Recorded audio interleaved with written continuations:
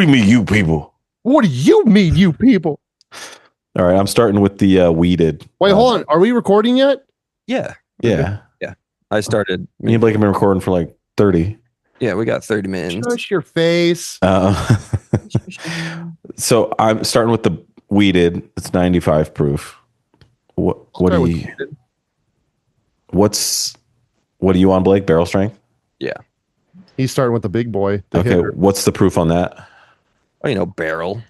114. Okay. Oh my gosh! Look at this freaking camera. What is this? Oh my gosh! Was that an ad? Yeah, dude, it's like rolling ads. I'm speechless. Almost. That is hilarious. Literally, right when I switched to it, it showed the bottle, and then it just went straight to ads. It's showing you the features of that camera. It must be what it does when the monitor goes to sleep. I don't even know. Probably like in retail mode or something. Which camera are you on? I don't have That's the 10, huh? No, my XA10 has a broken HDMI out. So this is one of the HFG 10s. What? Use the 25. That's the 25. Oh, yeah. That's another reason why it looks better. Mm-hmm. Yeah. Okay. I moved my, even though it's 4K, it's still just a webcam, and that's on my computer. By the way, you like this? Yeah. Heck yeah. Yeah. Do you like? Dang it! That is pretty cool that that's in there. Yeah. So I uploaded my original background and the picture of the sign when we had it at the studio. Yeah. And I said, hey, put this on the back wall, on the brick wall behind the bar or whatever. And then it created like a whole new background. That's funny. But I got the image at least. So we don't have to start talking about Superman right now, but we can. But you both saw it, and it was both fantastic for both of you. I don't think we got we didn't get a response from Jared. Yeah, I intentionally didn't want to talk about it. You guys started blowing it up in the text. No, we said thumbs up, and it was good. So 1 out of 10. Let's just wait. Do we want to talk about it and then rank it? I don't care. Whatever you want to do. Oh, gosh. Let's talk about it and then give scores, just like traditional reviews. So, first off, Wheated has quickly become my favorite Wheated bourbon. That's Penelope your favorite Wheated? Yeah. Over Antique 107, over Weller Full Proof. I haven't had Antique 107 well over a decade, so I don't have a reference to it. I remember not liking it, but that was very early in my bourbon drinking. Like, it was probably 12 years ago. I think I've only had it once, and I have a bottle. You do? Oh, do I not? Maybe I don't. I don't know. No. Red label? If you didn't get it for me, I don't have it. I have black. I have 12. Oh, yeah. You have the 12 and you have 3. Because Bruzel always talks about that's his number one. Yeah. And for a while, that was my favorite, because that was one of like the first ones. What should that cost, and what does it cost? When I first started getting it was like 65. And now it's 600. When I bought it 12, 14 years ago, whenever that was, I spent $25 on it. Oh my gosh. That seems a little cheap. No, because the green label was 17. Dude, that's crazy. Yeah. So this is your favorite, Jared? This has become, I don't know, like, granted, I haven't opened the special makers bottles. I was gonna say, what about maker stuff? Yeah. I didn't open any of the special ones we got at the distillery. I haven't either. I got a good idea for like a Wheated blind. I got some good Wheaters. You do? All right. I got Maker's Mark Cellar Aged 24. I saw a Wheated. Oh, I'm mixing them all together. So my Rayleigh's has a store pick RD1. Okay. And I was thinking maybe it was Wheated. It might be. Or it was either that or I saw another RD1 that was Wheated. That store pick's like $90 though. I didn't pick it up. Do you think I should? The only RD1 I've ever had is the one that we bought at that Rayleigh's when we were up for. It was just okay. It was just their basic like bourbon. Yeah. Like a $40 bottle or whatever. And it was fine. Nothing special. But I think what's special about them, or what can be special about them, is they have they're called RD1 because they're the first registered distillery in Kentucky. Oh, that's cool. That's what the RD is. So they're one. What's on the early times is the 12 and the 354. Those are the two distilleries that are, so probably Brown Forman and whatever else they're getting from. Okay. Not Brown Foreman, something else. I forget it, but the 12 and the 354 are oh gosh.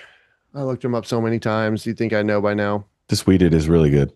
Dude, it's so good. There's like this honey like softness to it. Yeah. It's so good. I'm dumb. I didn't do any Penelope. Jared did. Jared's going to teach us about Penelope. What are you talking about? Research. Oh yeah. I did some research today. I was watching, what was I watching? I was watching something, some whiskey tube video or something. And the product, Penelope is MGP for sure. 100%. The company that brings them, or at least what I got from the video, is they were doing a distillery tour. I can't remember who it was, but they were selling at the distillery Penelope and maybe like Lux Row and a few different things. Maybe it wasn't Lux Row. I can't remember, but I was surprised. At what distillery? I can't remember. At MGP or no? Maybe. No. It was somewhere in Texas. Maybe they just had it. Oh, I didn't even set up my recording. I didn't know if it was like a parent company or something. I'm not sure. So remind me, if I know MGP means it's sourced by MGP Western Grain Products, I think. So that's the company. So they're distilling all of it, and then are they aging it or no? Yes. Yes. But some people buy it and then age it longer. Some people might buy it early. I don't know what their threshold is. I don't know what their threshold is for keeping the barrels. Okay. But yeah, so you could buy like an 8-year MGP, whatever. Yeah. So MGP does all of Penelope stuff.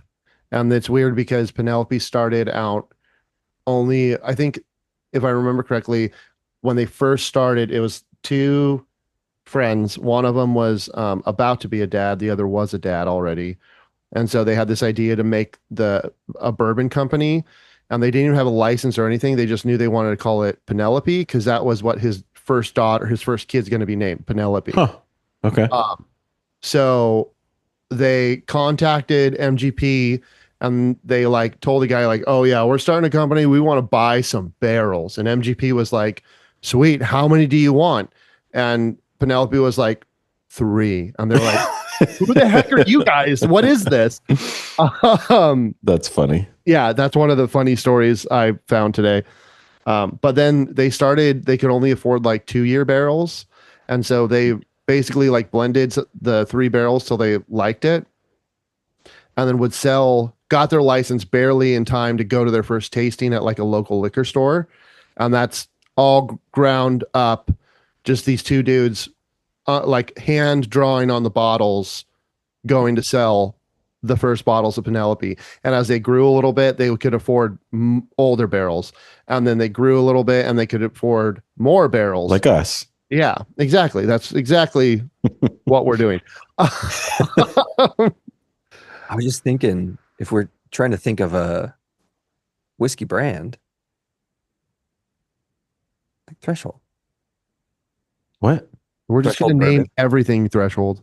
Yeah, I didn't think of that yet. You thought we might have a different name?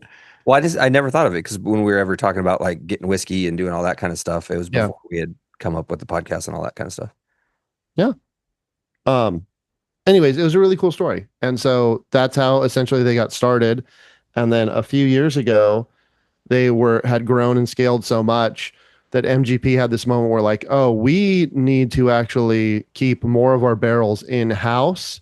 So who said this, MGP or MGP? MGP, yeah. MGP was trying to control more of their older barrels instead of selling them out. Yeah. And so they essentially purchased Penelope as an equity stake. Like, hey, like you get any barrels you want from us. We want to own your brand. You guys still run and do everything. But that's when Penelope really like a majority stakeholder, or they own the whole thing. Do you know? Like, from what I could tell is MGP bought Penelope. Wow. That's crazy. Yeah. Not any majority or percentages. I couldn't find them. I wonder why at that point MGP wouldn't just be like MGP label and start bottling. Dude, guess how much they bought it for? I don't know, 100 million, 200, 215. Yeah, dude. Million.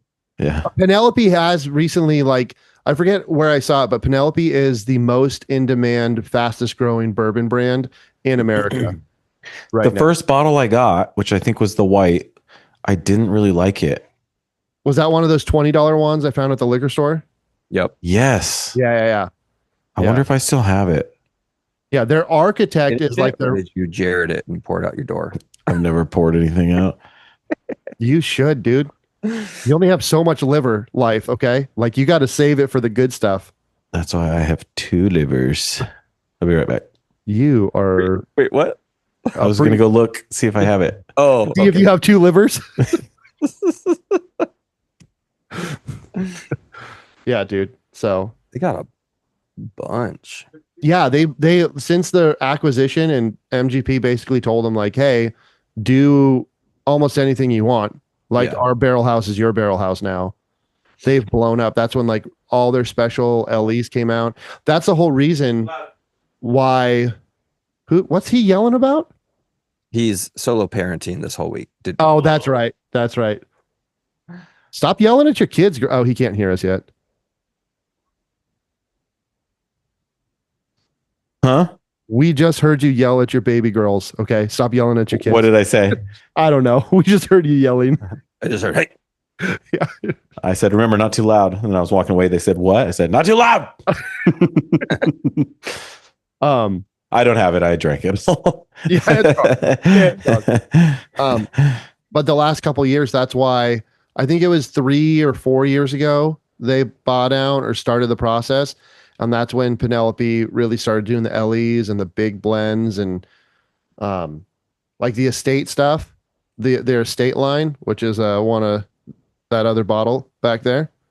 Oh, now you can see all the junk on my feed. What do you mean? Can you see that? Oh yeah, it's not a clean out. I gotta figure. I had to do that with my camera too. You can shut off. I did too. I gotta figure it out. Funny. Blake, I'm probably gonna have you buy me that camera. Ooh, that Alpha 7. Did you say something, Blake? 2. One for me. No. What I want though is, like, I want 3 of the same camera that I can, like, put in a carry on and, like, set up. Yeah. It'd be tight. But I've got because my Black Magic is so big, dude. It's humongous. Yeah. But it's cool. Camera though. Guys? Is it getting good level for you? Your mic? Yeah. Yeah, I just feel like I don't know if it's a gate or whatever it's called. Sometimes I feel like I'm not getting you at all, or it comes in a second late. Oh, I'll turn it up a little bit. It could just be me though. I do like these in-ears. It could be Zoom. I wish they had a little more bass response, but maybe it just being tighter and a tighter clip on the back. Yeah, once you get them snug in there, they are. I think it's 4 drivers and a dynamic driver. They are really good in-ears. From like these are my Chores. Like, I have my Chores in right now with the molded. Yeah, with my molds, because I haven't done molds on the Send us the mold yet. kit. What? Send us the mold kit you use. Yeah, I'll send. It's just an Amazon link. For the record, we started out like 15 minutes ago saying, let's talk about Superman. Yeah, we never did. That's okay. We're still talking about bourbon. ADD on this. I don't like about these that they maybe once I get molded, they sit over the ear a little too funky. Like, it's not indented enough to go like right behind. Maybe that would just be over time and get. Yeah, once you get the cinch too, it won't like pull down on your ears. It'll be back behind your head. Cool. So we'll get that. What are you talking about? Did you get the black ones, Grace? I don't know. What did you guys know? I got the dark black. I don't know what I got. I have a silver pair. Where did I put them? I'm not wearing them right now. They're silver. Yeah, they're like a dark chrome. Cool. So you got black? Yeah. Those look cool. I wouldn't mind, These like, a black cable. these look black. Yeah, they do. They do. You guys are both drinking the Wheated? Yeah. Got any flavor notes in there? He's right with the honey. Dude, it's like a soft honey that you can smell and taste. And there's this little bit of oaky finish, but just a touch, just a little, like, that's it. Okay, so I told you guys this on the text thread. I'm making some nightstands. Yeah. Bought white oak. Yeah. And I was cutting into it with a table saw, trimming up the sides. I was like, dude, what is that smell? It was like sweet and kind of like malty, like malto meal, creamy oatmealness. And there was like this almost like brown sugar. It smelled like you had poured a bowl of cream of wheat, put a slab of butter and some brown sugar on it. Poured it all over it. And I was like, what is that? And so, like, I took it off the table saw and I smelled it. And I was like, oh my gosh, this is bourbon. Yeah, that's why they're all white oak charred barrels. Yeah. And They so burn the inside to release it and like caramelize I the had never smelled oak before, at least not like that, not like fresh milk. Yeah. And it smells exactly like the Michter's Barrel Strength bourbon tastes. You're getting thirsty? Yeah, except that's a rye, but still, it was. Did you not like so good? Old Forester, right, was the one where we saw them char the barrel in front of us? Yeah. Right? Did you not like that then? You didn't? Mm-mm. Oh, dude. I don't think I smelled anything from that. If I do, I don't remember it. Okay. Oh, Greyson. This is good. Yeah, the Wheated's great. What other smelly notes do you get? Caramel. Yeah, that's there. Vanilla. But like vanilla bean a little bit, you know? Like it's got like that traditional that richness. Yeah, it's not vanilla extract. I feel like, I mean, I know I'm drinking something different, which is the Penelope barrel proof, but I don't get like any ethanol on it, like on the smell. Like I can, okay, now that I said that, I do, but I can do like a deep breath with it. Too close to the sun. And not like die. Well, I spoke too soon, but I got a couple good ones in there. So tell me again what you're smelling on yours, Blake.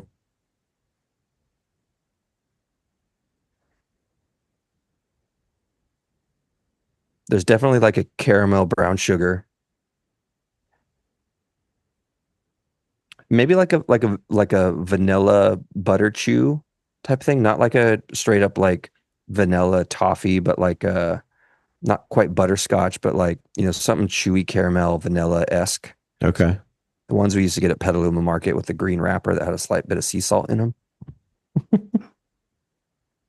But then there's almost like this musk too, like Jared knows the Buffalo Trace cologne, like the yeah smells a little bit like that. Like there's a hint of it. Oh, it's so good smelling. And, dude. Yeah. Jared, do like a deep, full nose in smell on that Wheated. All right. Let's see. There's very low alcohol on this, like ethanol. Like it's so sweet like this. That's why I like it, because you could snort this. The Wellers, don't snort it. That would burn sweet. so bad. I mean, the breath though, like, I mean, you can all you want. That's also the proof though. It's a modest proof, right? Like 45 or something. It's 95. So, what is that? 47.5. 47.5. Yeah. Yeah. That's a real good. This is the first time you've had it? Yeah. Oh, dude. He just opened it, right? So yeah, just opened it. Okay. So what would you say it's similar to? I don't know. That's hard because it's one of those things where Weller and Makers all have like their thing, and I haven't had the Green River Wheated, so I'm not really good with like wheated bourbons yet. You said you're not that familiar with Makers? No. I said Makers has its thing. Like when you taste a Makers. What? It's got like a funk to it for sure. Yeah. Do you have a gate on your microphone? That's what Greyson said. There's like this weird, like if you're not right on top of it, you're like, Yeah. Let me see. I don't think I do. But I do. But I do. I don't have a gate, but I am using a denoiser. Is that any better? It could just be that might be better. Yeah. I'm using this too. I'll turn that off. Yeah. Okay, keep going. Yeah, go ahead. Makers has a funk. Yeah, Makers is a little funky. Smell or taste? The smell. But even the taste, it's not like it's not bad by any means, but it's definitely not like you can tell, oh, this is wheat. Like the soft red wheat, the red wheat that they use is apparently in the Ben Holiday stuff too. Yeah, I was gonna say the Ben Holiday has a little bit of that wheat funk to it. Yeah. But I haven't figured out what that is. I just can tell like Makers and Ben Holiday have it. This doesn't. It was also in that Star Hill Farms that we blinded on the couple episodes ago. Dude, that Star Hill though was so good. That was very good. I definitely want to get one of those. I know a guy. Oh, this is Wait to get another one. Smells so good. For a bottle to have samples of. No, I can get another one. Quanto Cuesta? How much? I think he'd give it 129. Yeah, 130. I mean, MSRP is 99. Is it? So that's not bad. No, it's not. Star Hill is what it's called. Star Hill Farm whiskey. Yeah. If you can or you do talk to him, see if he'll do it for that out the door, no tax. I mean, he taxed me. I know, but say, hey, would you do this 130 out the door? Okay. Next time I'm over there, I'll ask him.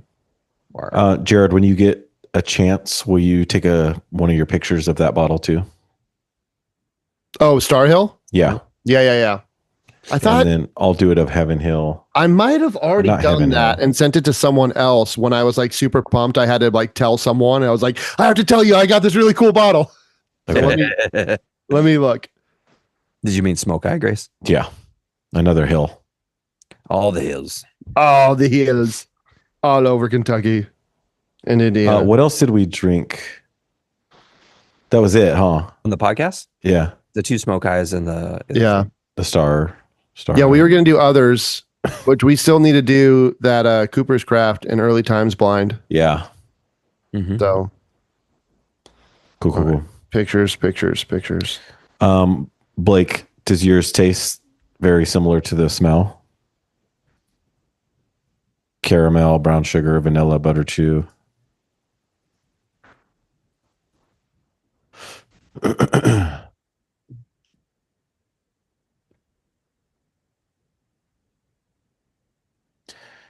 Yeah, it's got like a red fruit candy. Okay. There's some sort of like glassed candy. I don't like a sucky candy, like a Jolly Rancher type feel. Like a nip. Maybe. I can't. It's definitely a feel and a taste at the same time. Like a hard candy or like a hard gummy candy? Hard candy for sure. Okay. Like something that just gives you like a Werther's. Yeah, something that can kind of coat your mouth. Maybe it's just like a coated oily texture or something that it kind of just envelops the whole thing and you can kind of feel it everywhere. Like right now I'm feeling it in my jowls a little bit. Okay. Which is cool. Is that gated thing better at all? Can you tell? Yeah. I haven't noticed. Yeah. Okay. Yeah, I haven't noticed you cut out, so must be good. Jared, fan on. So what do you taste in your mouth now after having it and it's been sitting there? Oh, I just drank some spicy water. So yeah, I did a cleanser. What's spicy water? Just bubbly water. Because it feels like I had like a chewy caramel in my mouth. Like I ate a piece of candy and it kind of is hanging out there. Maybe with a little apple. Like I had a caramel apple sucker a little while ago. Yeah. I like it. It's a good one. It could be power of suggestion, but I definitely get like, now that you said that, it's like, oh yeah, like not as sweet as those green old caramel sucker pop things, you know? Right, but almost like a apple cider. It's sitting there. Yeah. Like smell it again and think of that. It's in there. Oh, dude, it for sure is. Right? On that thing. Yeah. This is probably got to be the last time we're all doing different bourbons. Yeah. Yeah. Blake, why didn't you get the wheated when I told you to get the wheated? I don't know. I mean, I don't care if we don't have to do the same ones every time. Sure, but it's like we should, because then we're all talking about the same thing. Yeah. And Blake with his crazy palate would just be like, "Oh, It's just like water." Yeah. Where's the proof, guys? This is only 120. What we should start doing is when we get new bottles and open bottles that the others don't have, just send 2-ounce samples. Yep. That would be better. How much does that cost? I mean, would it be better to just let's not talk about this on a recorded thing. We're not going to ship it. Yeah. We'll drive it. I mean, everybody's always drinking samples on their thing, but I can get probably $5 to ship. I could get that easy. Okay. I could buy labels and send them to you guys. Yeah, I could probably do the same. Yeah, that light oak. I'm getting the oak and the honey for sure. Blake, do you have any? You would like this if you like this? Oh, the Penelope barrel proof. I mean, if you like higher proof, anything 110 and above, you definitely like this. There's nothing like astringent with it. There's no like overpowering ethanol or even ethanol at all really on it. So it's like a very good entry level if you're trying to get up more into like a high proof bourbon or trying to increase your tolerance or something. This is very good because it doesn't last super long. It's only 114, so it's not like super spicy. Like even like I feel like the Old Forester 1920 is quite a big step up, and it's only like 6 proof different. Not only no, it might only be 1 proof different. I think it's 115 proof on that one, right? Yeah, I'm pretty sure. I think so. That one is quite a bit more spice. But it doesn't fall off too quick either. So like it lasts in there. It gives you like a full bodied experience with it. Okay. It smells fantastic. Gray, now that it's sitting on my tongue, I'm definitely getting more apple. But like with caramel, like or toffee. Well, it's like it was more caramel apple, and while it's coasting, the caramel's leaving. And it's kind of like I had a Honeycrisp apple with dinner. So my palate might be. I didn't, and I'm still getting it. Yeah. Blake, I'm going to feed you some notes on the one you get. I'll feed you, baby bird. What? Baby bird it to me. I'm going to baby. Yeah. Oh, okay. I'm going to baby bird these notes to you. Tell me if you got it. Okay. G flat. Aroma. Pecans. Dried apricot. No, this is the way it smells. And hints aroma's not a flavor of vanilla. Are you reading the aromas of the wheated or mine? Yours. Why would I read you the aromas of something you don't have? I'm gonna baby bird something to me. I'm gonna baby bird you notes on the barrel strength. Okay, hang on. Let me. Okay. Are you tasting aroma? And for the record, the barrel strength, it looks like on their website, is just barrel strength of their signature 4-grain is what they launched the company with. Like their Architect 4-grain series is what they're most known for. That what you have, Grace? The Architect right there? Yeah. Yeah. That one? I almost had they released a Architect Creme Brulee LE last year. Saw that. I have a lead on it. The guy said he's going to hold it for me, but I didn't have time to go get it yesterday. Is it hard to find? I mean, the closest one, according to Total Wine, is like Wichita. Kansas? Yeah. Oh. So I didn't know it was like a sought after thing, but I'm not on the up and up. Just the creme brulee one, not the regular Architect. Yeah, the Architect is their standard barrel bottle. So the creme brulee was like their Architect LE. What was different with that? Did they toast it? Is that what it was? I don't know. I haven't looked it up yet, but the notes are everything great about Architect with more of the sweetness and the vanilla from what I could find out. And I was like, that sounds wonderful. Okay. So they have a 4-grain and they have the Architect and they have the barrel strength 4-grain. So I think at least on their website, the 4-grain is that white labeled that Greyson had. And the architect is somehow different. They talk about staves on the back of the architect. Oh, it's got French oak staves in there. That's Yeah. Mm-hmm. Oh, so does the 4-grain though. And this one, their mash bill might just be 4-grain across the thing, or no? Maybe. So this is a 4-year. Well, their normal mash bill, we should say. Right. Well, MGP's mash bill. So this says a blueprint for the future of precision blending. The 7th build in this series combines our signature 4-grain mash bill with French oak staves, working in collaboration with Tonnellerie Radeau of France, the market leader in oak barrel manufacturing and innovation. We selected each stave using their state-of-the-art oak scan process to construct a truly memorable flavor profile. After all, the best architecture leaves no room for error. On the back, they have this like weird graph. It looks like an ICC profile scan. Like, I don't know if you've ever seen those, but it's like shows the gamut. It's like a geometric pattern with like lines inside of a circle. Hold it up. Oh, wait. Wrong camera, bud. Focus. Super blur. Great job. Oh, there we go. Almost. What are we looking at? Just the flavor profile on that sweet graph. Yeah. Yeah, it's like a spread chart. Fruit on the nose, oak perception on nose, persistency, oak integration, structure, fruit on palate, toasted, spicy, and vanilla, and where it falls on all those spectrums. Oh, that's cool. Kind of cool. Yeah. That is cool. All right, Blake, you ready for these notes? Okay. Yeah. I got notes. Stop looking at the website. I'm gonna feed them to you. I need you to confirm or deny. Notes of Ronvier. Balenciaga. Gross. How dare you? That video that you and Matt and Thomas made. Yeah, it was that fake cologne. Yeah, from Manuel Noriega. It was called Float. Oh my gosh. Why haven't I seen this? It's like a hand going down a corduroy pillow. Gross. Gross. Okay, aroma. Blake, did you just finish it? No, this is like my third glass. Oh my god. Okay.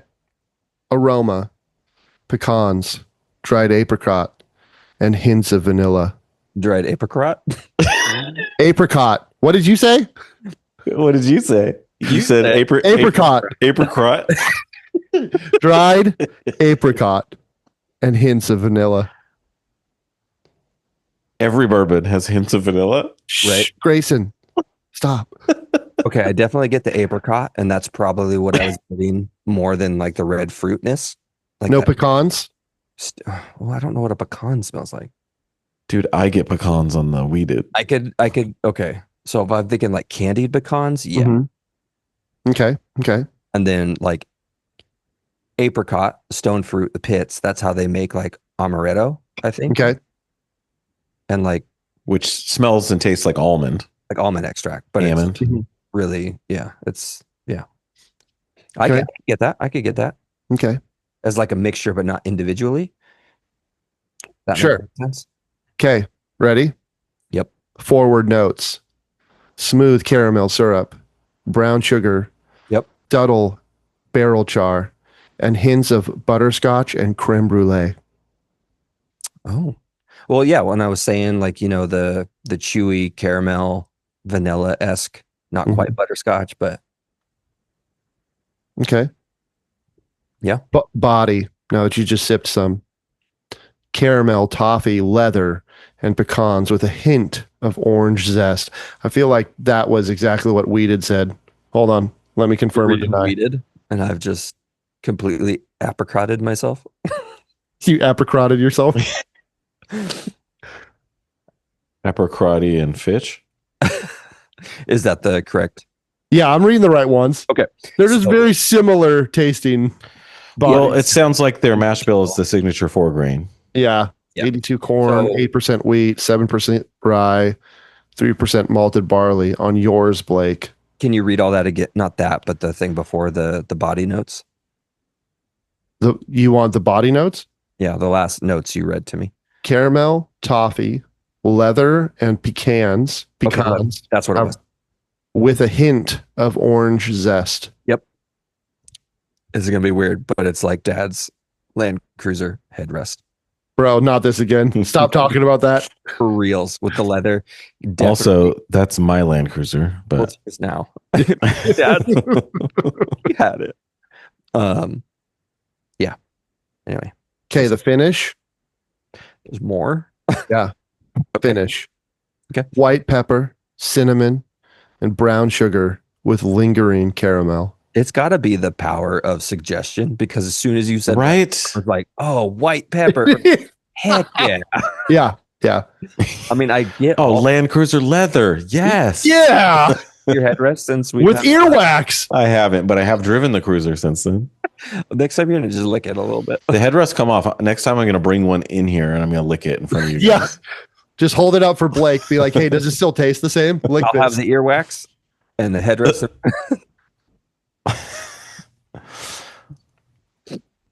The wheated bottle's really cool because it's printed directly on the bottle, and then the wheat is etched into the glass.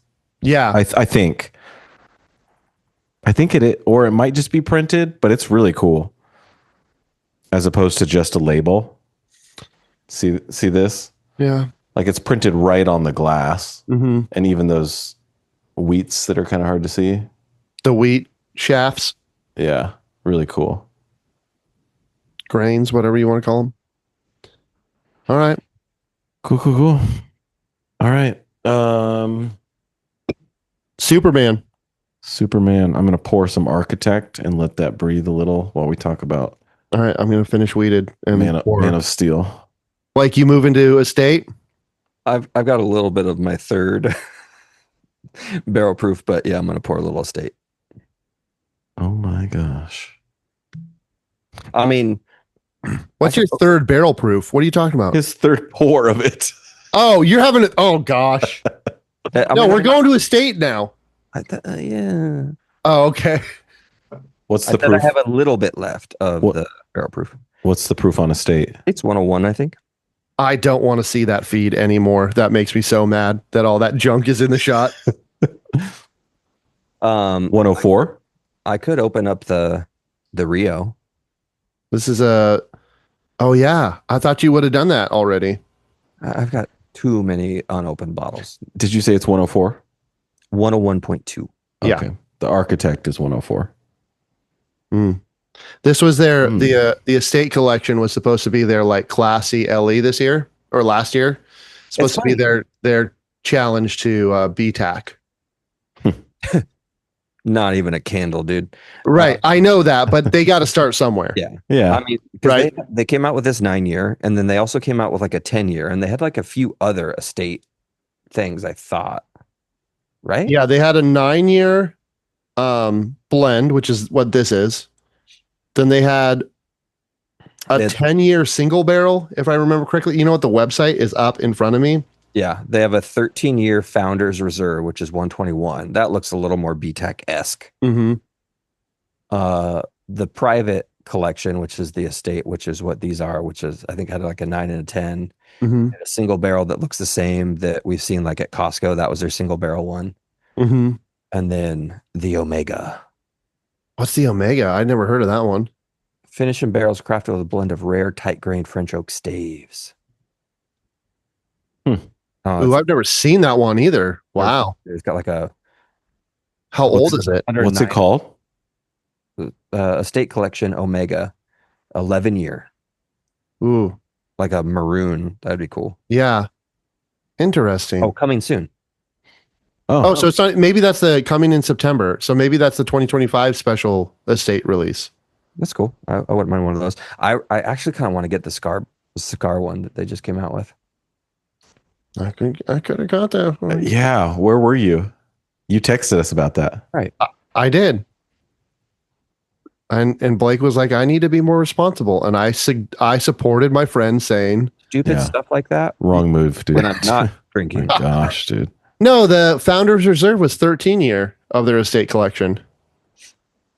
Yes. 121.4 proof. Wow.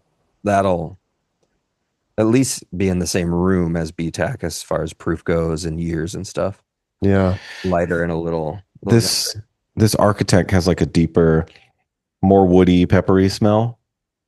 white pepper. You can black. Why has it got to be black? You could tell it's higher proof from the smell.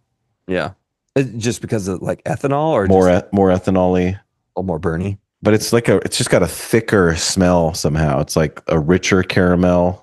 You can just tell it's heavier. It smells good though.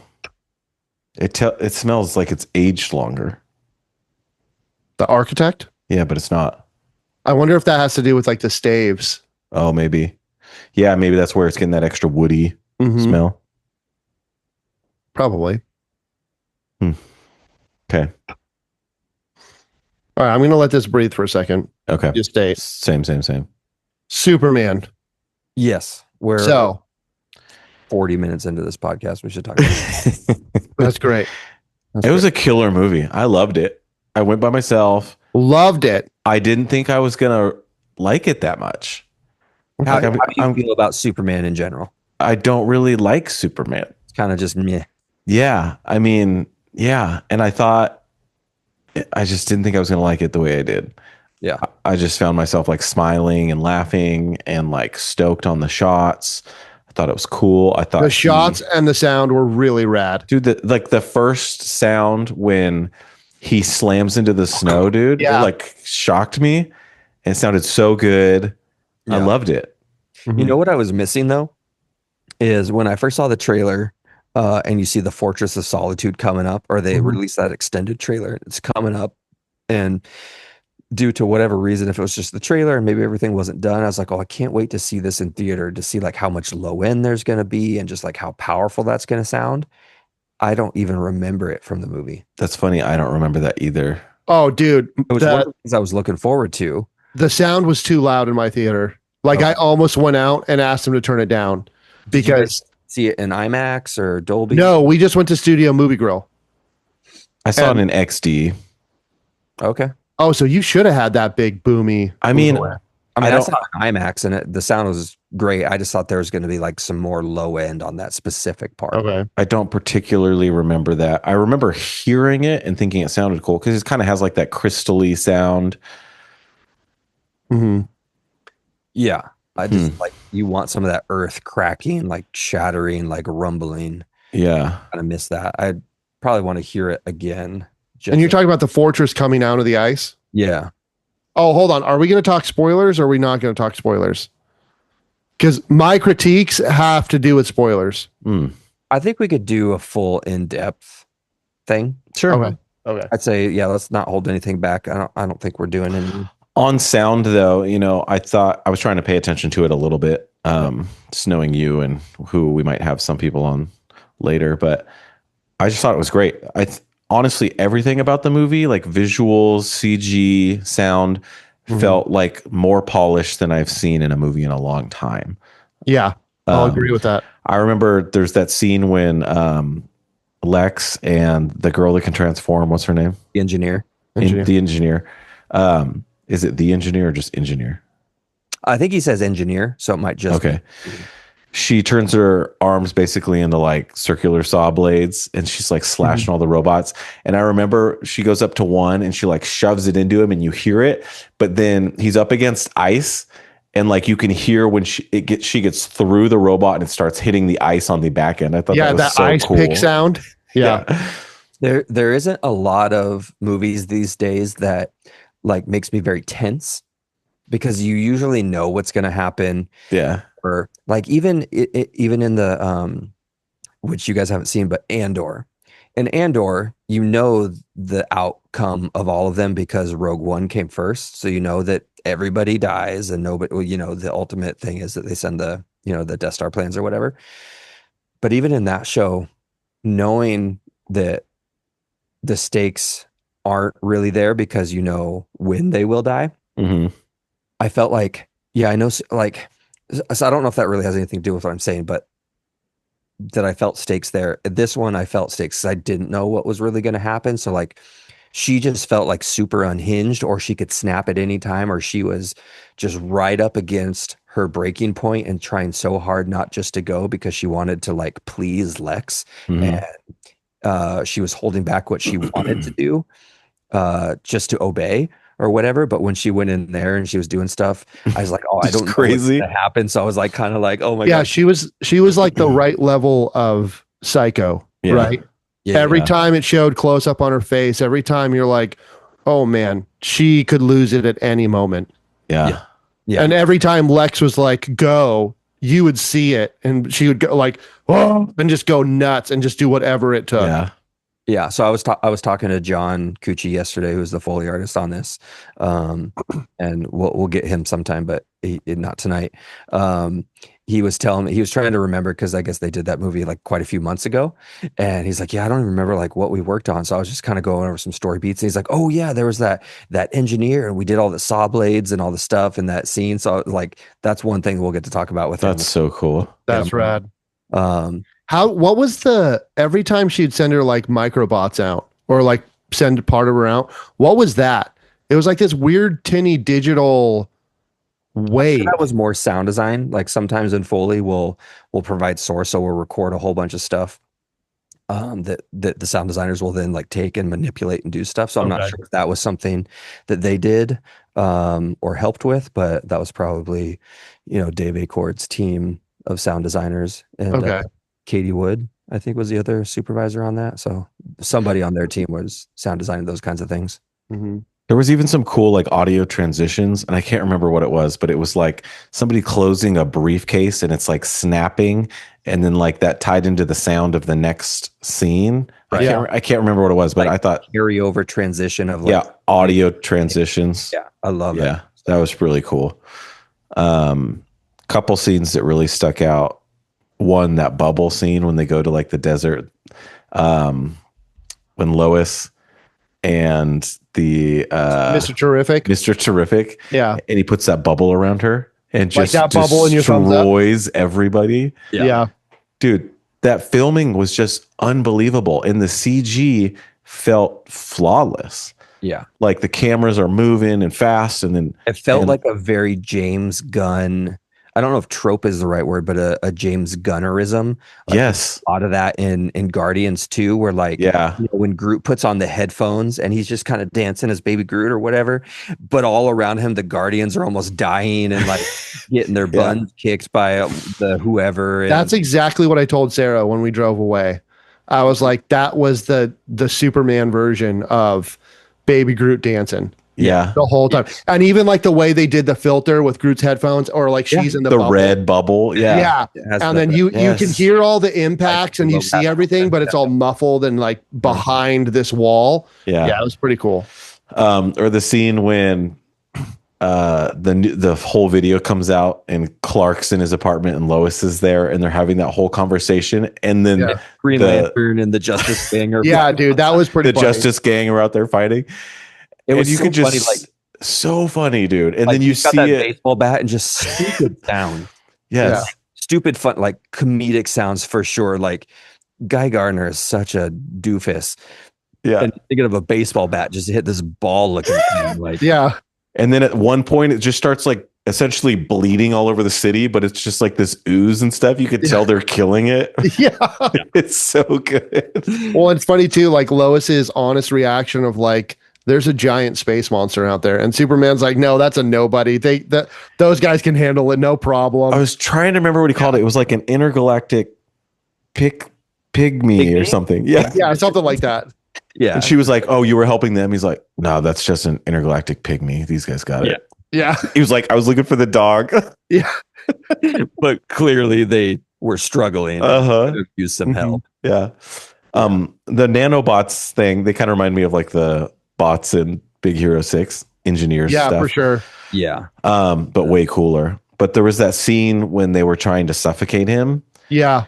And they were shooting it really close. I was super impressed with the shot because it was like a really shallow depth of field. Like, I mean, it was like 1/8 or shallower, where it's like right super blurred, right up in his face. On which part?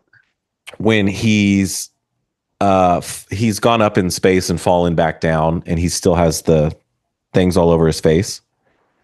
Oh yeah, And yeah, he's actually, I can't remember if it was before or after, but he's like fighting them and he's like pulling them off. Oh, and yeah. they were able to like CGI the same depth, and he was moving. It's not like it was static, and it just looked perfect. And then when he lands and he's pulling them out of his mouth. Such a cool sound too. Like so cool. Not quite like a chain or like a chain. Have you ever like played with actual chainmail? Yeah, yeah. So kind of like that, kind of like a metal slinky. Kind of clinky, yeah. Yeah, super cool. Like so many times I caught myself like looking at the screen thinking like this shot is so beautiful with the sun coming in and the color grading. And it's like over and over and over. Just blown away. I thought it was awesome. Even that scene, where he's lasering everybody in the sky and he's spinning around, just blasting everybody with his eyes. Blast. It reminded me of like a Brightburn scene, which I didn't realize he had done until today when I was looking him up. That was James Gunn? Yeah. He directed that? I think so. No, he was a producer, but his brothers wrote the screenplay. Also, didn't realize how many freaking famous guns there are. Holy cow. Oh yeah, they're always in his movies. There's like 6 famous guns. He's got like 5 brothers. I know the one guy who played in this one was Maxwell Lord, who was the stand-in for the Rocket. The guy that's in Guardians. Yeah. Right now. But he's got like 2 or 3 or 4 other brothers that write screenplays and act and stuff. You'd recognize some of them. Jenna Fisher's ex-husband? Pam. No way. I had no idea. Yep. I thought that's crazy. I haven't seen this, but she was in one of it, Slither. Oh, horror movie. Yeah, he did. A few of those at least, I think. Yeah, and he's got so much superhero stuff under his belt, including like animated stuff. All the Guardian stuff for sure. There's like an article about him reading Batman, the Batman 2, and he like approved the script and stuff, which I thought was kind of cool. That's cool. I'm really interested in like what's going to happen with the DCU because this was like a full reboot kickoff opening to what is to come. One of my coworkers said that what's that Green Lantern's name? Guy Gardner. Guy Gardner. They're doing a whole HBO series of him. A series called Lanterns, and it's going to feature Kyle Chandler as Hal Jordan. Yep. And I can't remember who's playing John. That's Stewart. right. The newer guy will be in it. I think as more of a side cameo character. I hope it's good. I know it's going to be pretty trashy. With Guy for sure, but I hope the other two. I love Kyle Chandler. I think he's an incredible actor. He's going to make like a perfect older Hal Jordan, like a mentor role. Yeah. To John Stewart. So hopefully it's good. Yeah. I remember we watched some of Peacemaker and it was pretty trashy. Mm. Oh, for sure. But they'll do some more of that. It was funny to see him pop up in Superman. Yeah, that was funny. Next on the DC docket, I think Supergirl. Like done filming. Whoa! Stop! We're not moving on from Superman.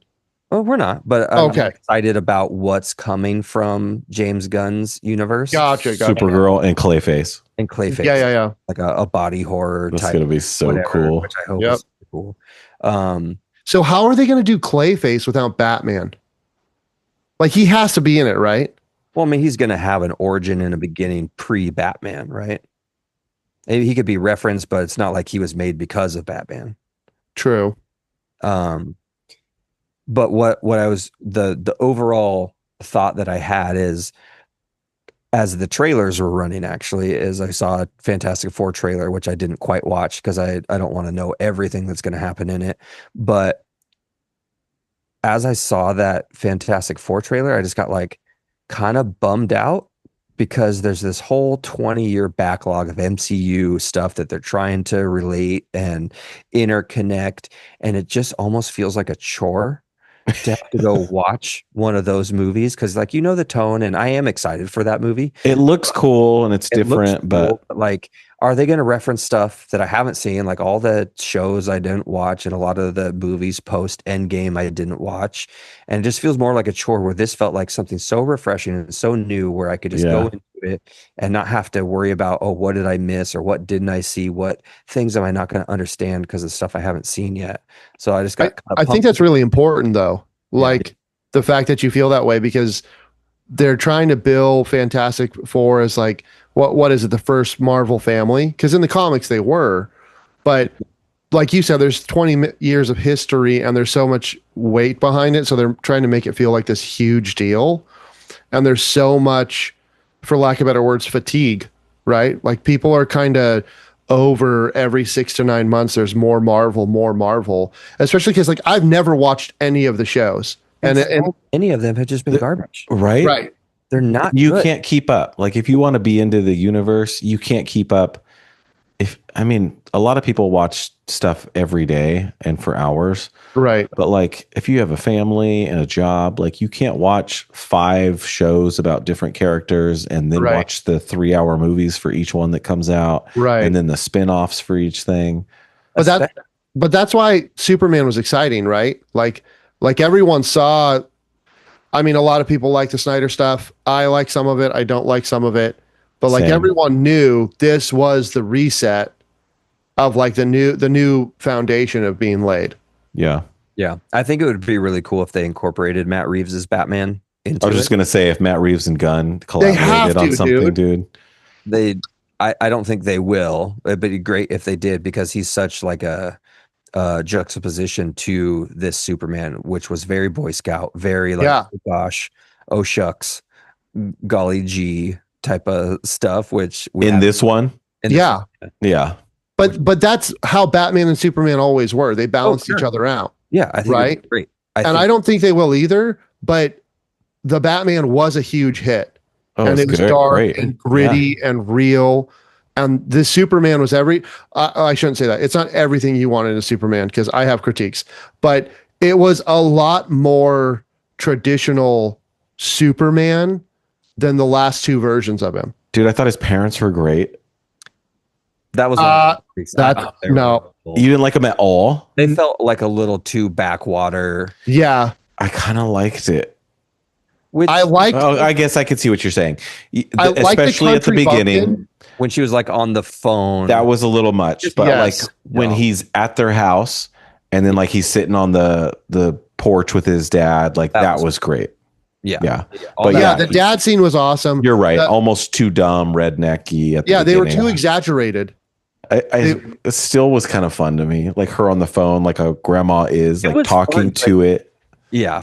It was fun, but it didn't feel like the parents that we've come to know from either comics or shows or other movies. And almost not quite like the parents that would raise the Superman we're watching. Yeah. Right. Yeah. I could see that. Yeah. So was the story of the video from his parents and why they sent him to Earth, is that canon? No. Okay. No. Well, canon to what? Canon to that they sent him there to kind of take over because to lord over humans everything. Are dumb. No. And I haven't read anything that has had that take on it. Okay. Which that was one I didn't like. I wish there would have been some element of doctoring that either Lex had done and maybe he was just good at it. I wasn't sure how I felt about that either. I think they're going to retcon that in the next one. Like there's been such an outcry against that. In review, like not a lot of people are saying negative things, but that is one of the most consistent. Like, oh, so you just turned Superman's parents into Viltrumites from Invincible. Like that was the whole point of Omni-Man. And so I didn't watch that, but that's interesting. What's the show? Invincible, the animated Amazon Prime show. Yeah. Invincible, but I thought Megamind. Sure. Little different. What else did you guys not love? So there's 2 kind of not plot holes, but 2 things I thought.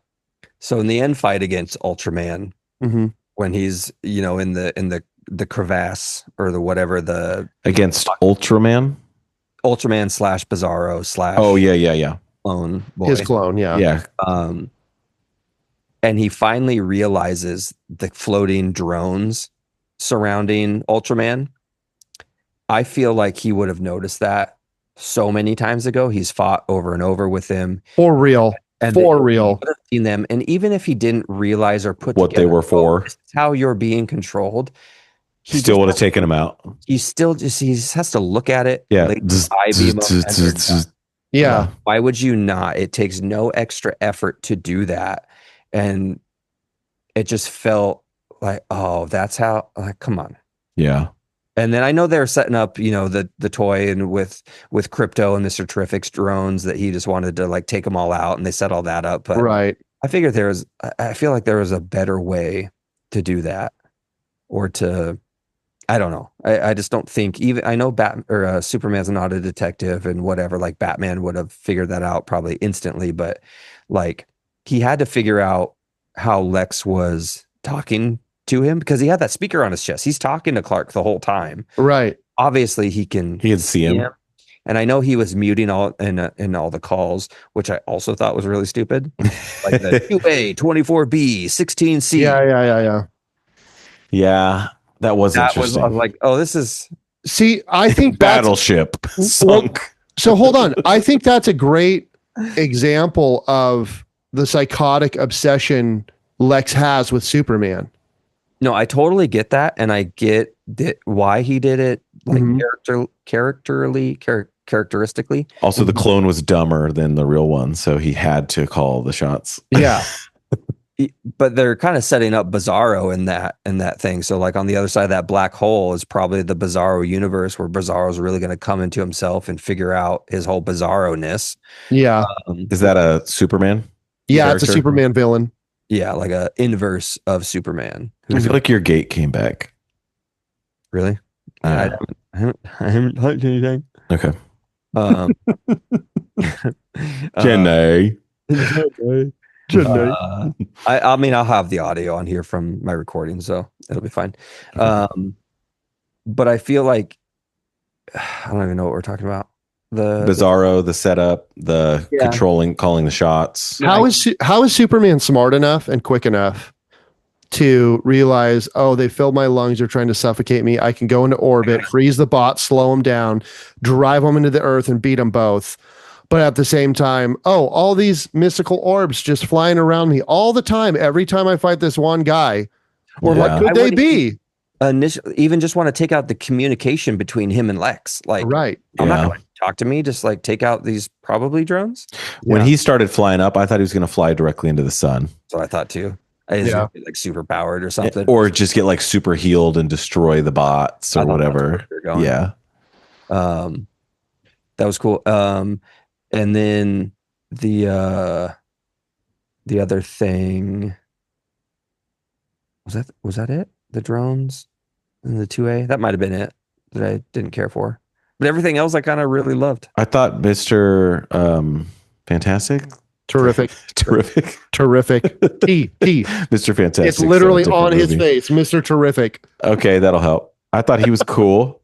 You know, I kind of liked his vibe. Kind of stole the show a little bit. Yeah. That's one of my critiques. Well, go ahead. So I feel like, first off, he was great. I liked him. Every time he was in the scene, it was always about him. And like, it was almost like a pitch of like, wouldn't this be a really cool show just to see this guy all the time? Yeah. Okay. I can see that. Yeah. Sorry. Continue with what you were going to say about him, because that leads into my critique. I was just going to say I liked him. I thought the character was cool. I was super annoyed at Green Lantern, but I texted Blake that. I was like, that guy was the worst. Blake was like, that's how he was. Yeah, I think that's how he's supposed to be. So terrible. Yeah. What's her face? Hawk Girl? Yeah. She was okay.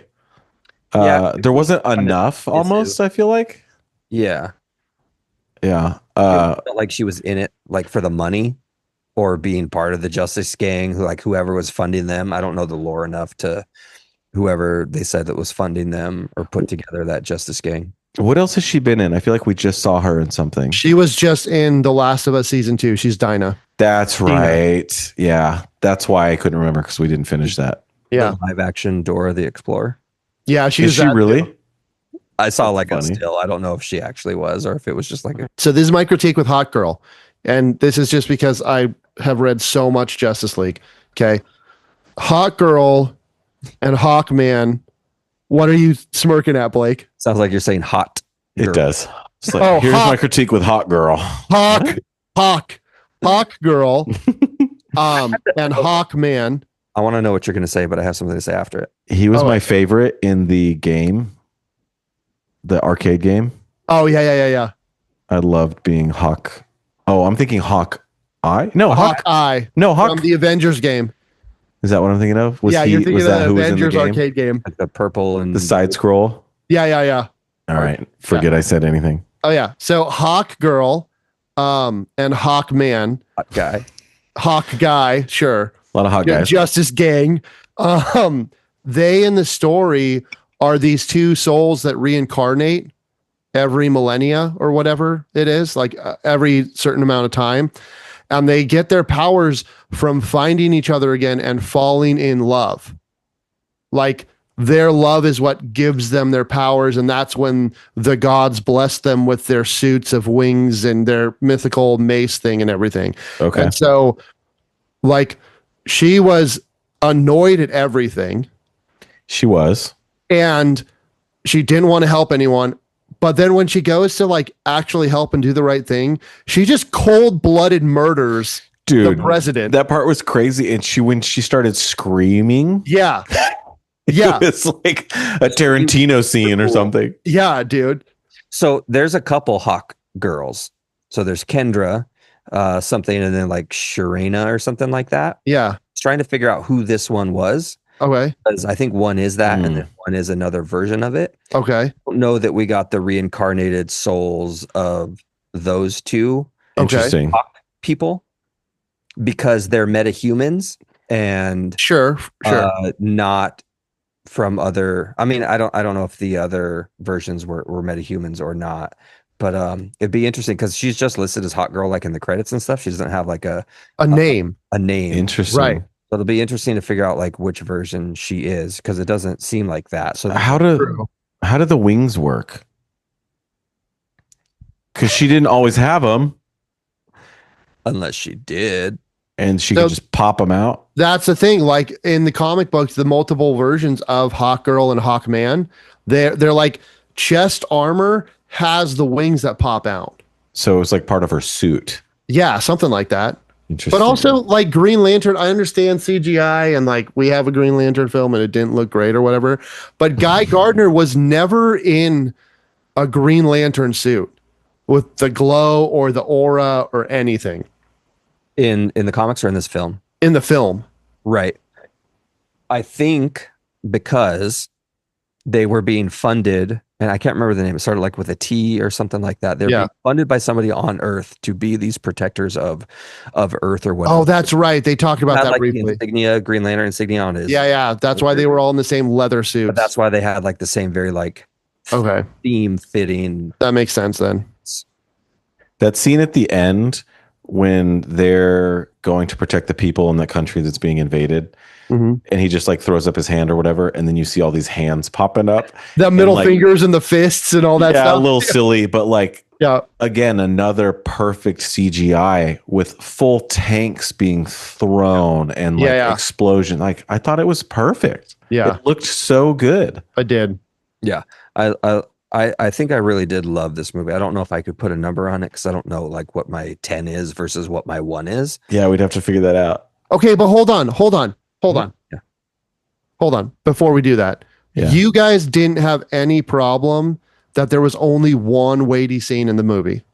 One weighty? Yeah, there was only one scene that James Gunn let sit, and you felt the weight of the moment.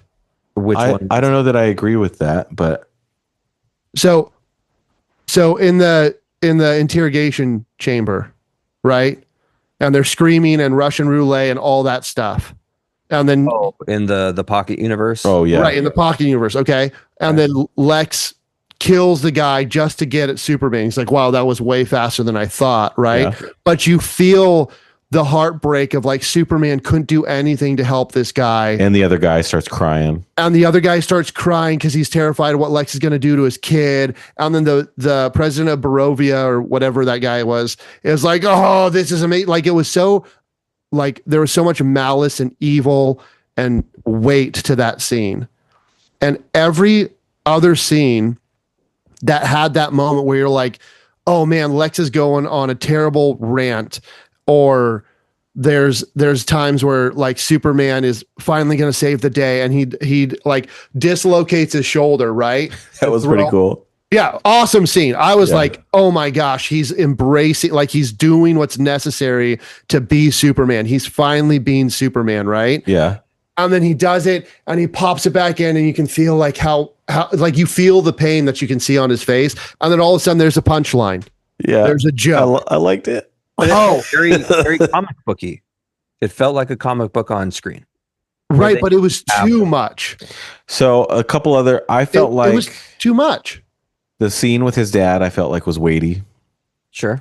The scene with Lex, where it culminates about the most important thing about Superman is his humanity. I thought that was pretty weighty. And I thought that was pretty cool. That whole conversation of the thing that makes me special is my humanity or whatever. I don't know how but I thought that was a pretty cool take on that. Yeah. I thought that was cool. I don't know that I needed super weighty either, more than even that one scene. Like I wasn't feeling like I was missing that because we got some of that with like Lois and him, like in the apartment when she was like. The interview was pretty funny. The interview was a good scene. Yeah, but like, I feel we got some more of those moments, even though they weren't like super heavy and you had to sit in them. I don't know if it was even. I'm not saying it had to be like super heavy and depressing. Yeah. What I'm saying is like, let the moment sit. Yeah, that's like, not really James Gunn's thing. Yeah. You know, I know, and even the like, humanity conversation, and then the dog just rips Lex's arm apart. Hilarious. It was like you can't even tell what's going on. It's so chaotic all the time. Right. But like that's my frustration. Okay. Especially like it doesn't always have to be heavy or Superman or anything, but like just give us one scene where like that scene where he's yelling about his humanity and that's why he should be there and that's why he's more human than Lex, right?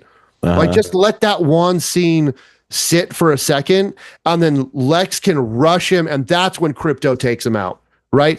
Just that did happen though.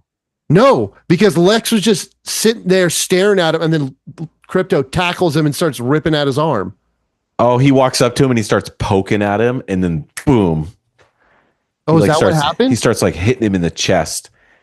And then as soon as he like touches him, Crypto comes in. Oh, maybe you're right.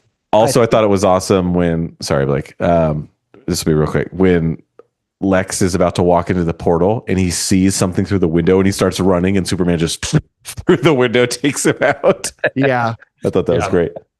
I was going to say, I think this is also, it definitely is James Gunn's take on things, but just like a super step away from the super moody Snyderverse, everything. Yeah. I almost want to go watch Man of Steel again because I remember, it's shot so beautifully. I loved all the Snyderverse stuff, especially the extended version of BVS and the extended Justice League. That was like for sure. Why'd you say that name? Why'd you say that, Martha? Not that scene. That scene was the yeah. That was kind of like Martha. The only thing, I guess, my other gripe was I don't feel that. I know Lex had his big, speech or whatever, but I don't think we saw enough Lex either being foiled by or like something that like really gave him the reason to hate Superman more than just what he said. Yeah. Because I kind of liked it. 3 years or the whatever it was, and everything's already established. I felt there was a little bit of hand holding in some of the exposition where they would just say something instead of showing us, which is fine. I could see that, yeah. But I didn't when he was saying when Lex was having his big exposition and big speech, I didn't feel it was earned, his hatred for Superman, because it was only justified because Lex was trying to do wrong and like gain everything, but like I don't know. I didn't feel it was quite earned enough, his hatred of him. The enemy. Yeah. Eneminess of it. I don't. That might be the problem with like them starting the movie with that little paragraph. Yeah. True. Right. It's like, hey, there's metahumans. And 3 years ago, 3 decades, 3 years. 3 Yeah. minutes, Yeah. I actually really liked that part. It didn't of it. bother me. It didn't have to. No, that I think that was good. We don't need another origin story. Right. But that might be what's wrong with like, you don't know why Lex hates this guy so much.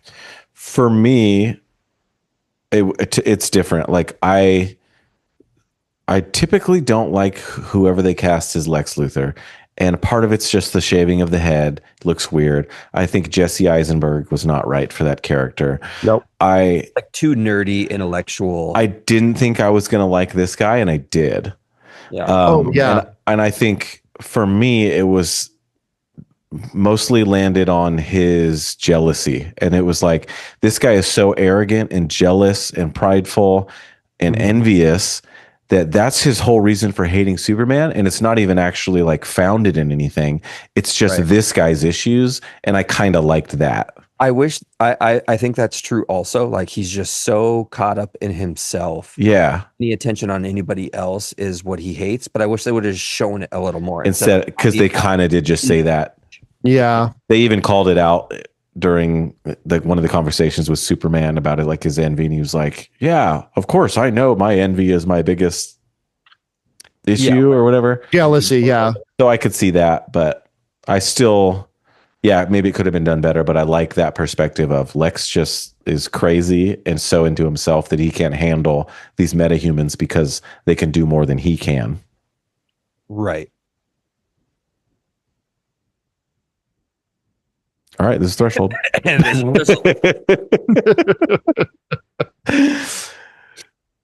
Super dumb. So you guys would say you loved it. I loved this movie. I think so. I really liked the music. I liked that they music was killer. Music was a high great. note for me. Steve's theme. I mean of that movie. What was the crab whatevers? Did you guys notice the POD reference? Yeah, yes. the PODsters or whatever they called them. He said the PODs. Yeah, the PODs. Yeah. I thought that was really funny that James Gunn or whoever wrote it would say something like that, but then the crab, not the crab cores, but what was it? It was something like that. Yeah. It was. And then are they a real band? Because I tried to catch it at the credits, and I feel like James Gunn was listed as like a writer, but then it was performed by that actual band. It was the Mighty Crabjoys. Is that the right? Mighty Crabjoys. Yes. Yeah. Are they real? I'm looking They it have up. a song. I think Iggy Pop was the singer of it, at least. Dude, that's so funny. I liked that it was like, I'm punk rock. You are not punk rock. Yeah, that is mainstream. I love that so much. I just laughed. I was like, that's exactly what Blake would say. And then the Crabtree song was like, I'm a punk rock something in the credits. Mm-hmm. Yeah. I thought it was great. Did you guys stay? I'm sure you did after all the credits. I did not. Oh, you did it? No. Did I miss something? Yeah. So there was two When did things, we- right? So when you did- saw the first scene after like I saw end- Supergirl. the end title credits. Yeah, Okay. I saw Supergirl. We should talk about that. But then at the very end, it just cuts to this little scene, and it's Mr. Terrific and Superman. You remember that wall at the end where Crypto's playing with those monkeys, Yeah. and you could see the crack going all the way up, Mhm. and it's like offset a little bit. Mhm. Superman's just standing there with Mr. Terrific, and he's like looking at him. He's like, "What, dude?" He's like, "It's just a little off." He's like, "What do you want me to reopen it and close it again or something like that?" That's funny. He's like, "No," and he's like all mad that he's critiquing that he sealed the portal back, but it's not quite perfect. But it's kind of, Yeah. it was just a little funny tag. It was great. I That is liked it. funny. It also had a very big to me. Like I thought this when it happened, but when the huge like space pocket dimension rift is going through Metropolis, Yeah, and they turn it off and it just goes. I just like pictured in my mind like Lego Batman, the two stacks of people like with the pulling it back together. Yeah, with a little click. Like I just heard that in my head. I was like, oh yeah, this is Lego Batman. I've seen this before. That's pretty funny. I didn't think about that, and I haven't even watched the whole second half of that movie, but the kids were Lego watching it here, Dude, I still can't believe you haven't seen Lego Batman. and I heard that part, and I heard like the. Whoosh. Yeah. I thought that was pretty great. So good. That's good. Supergirl. I was a little miffed when I watched it. Okay. Because I was like, that's not the Supergirl that I know. Is it a different one? So it still is Kara Jor-El, which is his cousin, but it's based off of Woman of Tomorrow. And I was talking to some buddies that I went to with that. And apparently, at least to that comic, which her movie will be based off, it's true to that. So that'll be probably funny, but I'm guessing it's going to be a little more crass. It's going to be a lot more crass. Yeah. I think she's a good actress. I don't think I've seen her in anything. We watched a little bit of her Game of Thrones spinoff, but it's just pretty boring. Huh. Okay. And then we watched this show called Sirens on Netflix, and it's her and Julianne Moore and Kevin Bacon. Yeah, is that any good? Yeah, I don't know if it's something you would like or not, but we liked it. Oh. I don't know. I just feel like we have different tastes and things. Every episode we got to cut something. No, we don't have to cut anything here. We probably have to cut my last comment, but no, I wouldn't. Leave it in. Talk to the editor. It's in. Should I? Okay, question. Yeah. I've gone through my estate collection. You already finished it? Dude, I've only been smelling this whole time. Why? Oh, I finished my Architect. I was just wondering if I should open the Rio or should I save that bottle to trade? No, save it. Because save it. No. Maybe not to trade, but save the bottle. Save the bottle. Blake, we got to talk about this. Challenge accepted. No. Okay, so while you're pouring that, hold on. Final rating of Superman. Are we done? I mean, I have some topics we can talk about if we need more. So hold on. I will say, I thought the crass Supergirl was annoying, but it was a great actress pick. Like, yeah, she's, I hate to say this, but like the whole thing about Supergirl is she doesn't look super.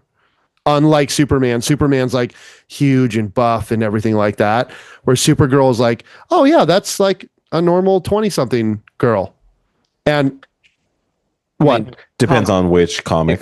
Are not just the normal 20-something. They're usually the epitome of a Supergirl, right? I mean, there are some versions of her that's definitely like exaggerated, like Power Girl is a supermodel and whatever.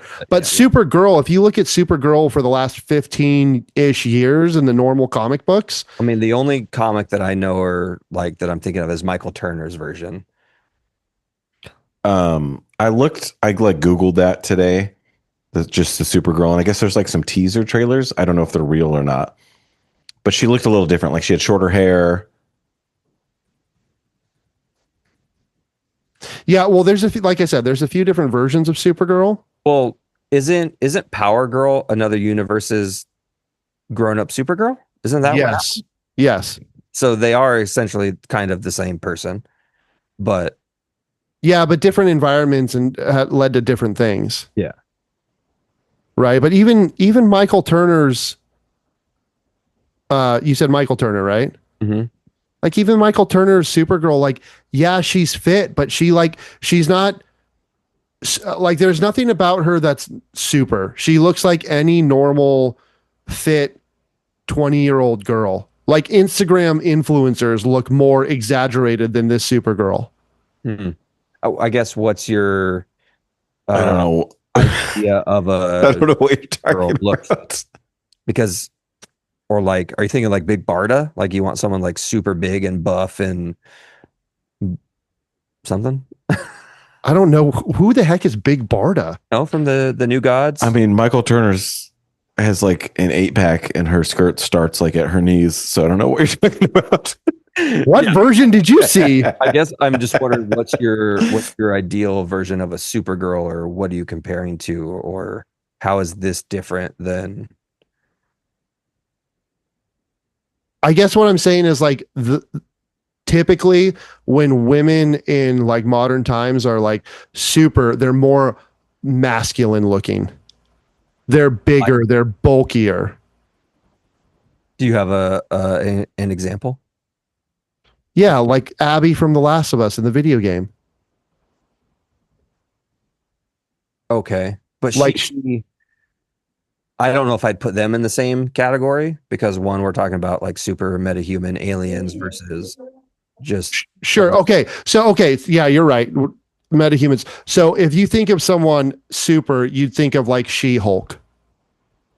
okay, but also Wonder Woman or Batgirl, or I think she fits pretty in line with that look of a DC Universe's leading female character.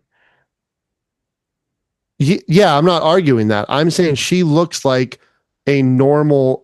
She looks more like a normal girl than Wonder Woman, than Starfire, than other DC superheroes. Okay. Who are females, right? And that's what I'm saying. Like the casting, yes, she's an attractive lady, but she looks normal. And the way they presented her as like the 20-something party girl, they casted it well. Okay. Cool. I thought, okay, that's fine. Great. No, I was trying to come around as like a compliment. Like I didn't like the crassness, but I liked that casting. I'm looking forward to what they do with that. I don't know that it came off like that at the beginning, which is why I'm questioning everything. No, my bad. I wasn't trying to pick a fight, Blake. No. Why are you coming at me, bro? I'm hoping that we get the movie of Party Girl has her comeuppance, learns responsibility. Who grows up? Yeah. Grows up. I hope. We might, but it's still probably not going to be quite the full maturing that we would like. Yeah, I think James Gunn is 12. Yeah. Probably. Yeah, that's probably pretty accurate. Okay, honestly, look up the guns right now. I did when you were talking about him 20 minutes ago. What would I Google for the guns? Just look up James Gunn's brothers. Four brothers, dude. And they're all like Sean is the one that I know. Maybe I put it in my notes. Sean Gunn is the brother he puts in everything. Yes. So his brothers wrote the screenplay to Brightburn. He's Sean Gunn's going to be is Maxwell Lord in Superman, who's like a big DC supervillain. So that's fun, and that was a quick. Sean Gunn is. Mm-hmm. Yeah, he's the guy that said like, I don't know if you like or hate Superman, but we can all agree Lex Luthor sucks. Like whatever he said. Oh yeah, he was the talk show host. Yeah. That was pretty funny. Yeah. It's the one thing that liberals and conservatives can agree on. Yeah. Yeah, that's what he said. That's right. That's funny. From an Emmy nominated, who? One of the brothers was a writer for Gilmore Girls. Really? Yeah, I believe it. It was probably Sean Gunn. Was Sean Gunn a writer? Well, Sean Gunn is in almost every episode of Gilmore Girls. He is? I never watched the show because I hate it. Yeah, he's Kirk. He's the town like. Oh, that's right. Who he does is all in the it. jobs? Have you watched that show, Greyson? My wife loves it. No, so own it, Greyson. So I've seen a lot of it, but I don't know. I've seen probably half of an episode, and I know that I hate it. You don't like the dialogue, right? It's terrible. But you like the West Wing. It's completely different. No, sort of, but the charming. The pacing is what it's Aaron Sorkin pacing for sure. Right. Yeah, but it's different content, which kind of changes. It's like nobody has conversations like this, this way, right? I don't know. I get why they like it. I'm not going to say anything. At risk of offending my wife, who doesn't like you and my your wife. My wife. No, you're not on the forefront of my mind. Oh boy. Anyway, I'm excited for that movie though, and the whole Gunner. This might be my favorite James Gunn movie. Guardians 1? I might like it more than Guardians 1. I need to revisit Guardians 1. So pretty good, dude. One of the things about James Gunn is that there's so much silliness all the time. And I felt like this was a way better balance of serious with silly. And I kind of liked it more. But I mean, I also love Chris Pratt. I love Guardians, the music. if you just compare the characters though, like Guardians of the Galaxy was at best C squad for Marvel, and James Gunn turned them into a squad with the popularity. Yeah, of how maybe well those maybe movies B, have done. but yeah. I mean, at least Star-Lord, he's up there. No, For I'm sure. saying maybe they started as B before A. Maybe not as bad as C, but I don't know. Before the movie, I don't know that I'm telling you, Galaxy, they got I don't those know. comics got canceled multiple times. oh, so you're talking about the character? I thought you were talking about like the cast. No. I'm saying the characters that James Gunn worked with. Like he Okay. took these C-rated Yeah. characters from Marvel and made a movie and multiple movies so good. They're now Yes. some of the highest grossing Marvel movies. Yes, I'd never heard of Guardians of the Galaxy. That's until my he made the point. movie. Yeah, and yeah. now they're like, you can't talk about Marvel without Rocket Raccoon and Star-Lord, right? Yeah. And Groot. Which also Bradley Cooper's cameo in Superman was kind of cool. That was pretty funny. I did not expect that at all. No, Did you guys notice Alan Tudyk's voice as number 4? I didn't until I read that he was in. I was like, "Who is he?" Oh, All of the characters were somebody. there was a bunch of cameos that I read that I didn't recognize the names, but So I rewatched just recently all the Guardians movies. I really loved 1, and that held true.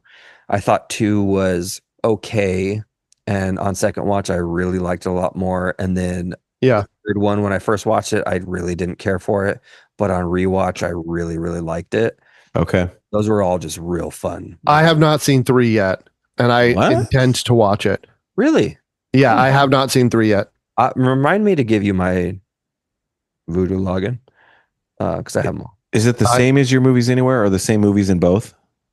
It just really depends on where. Okay, because I was going through movies anywhere. I was kind of Some do. surprised at what wasn't there.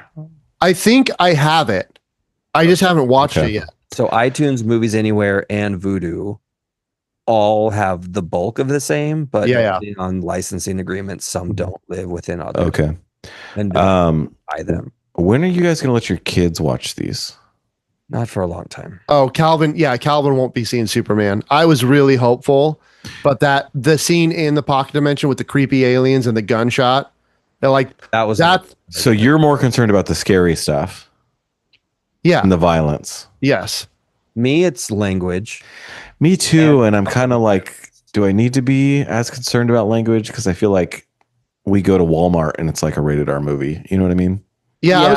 But that the difference is the intentionally letting them be subjected to it Yeah. when you know it's there versus just out and about when you can have those natural conversations of like, hey, why was that guy saying that thing? And you could talk about it versus like, hey, this is what we like. And then in turn, they could be like, oh, mom and dad like this, even though they said don't say this, but they're still watching it. It's just like, at least right now with under 10, Yeah.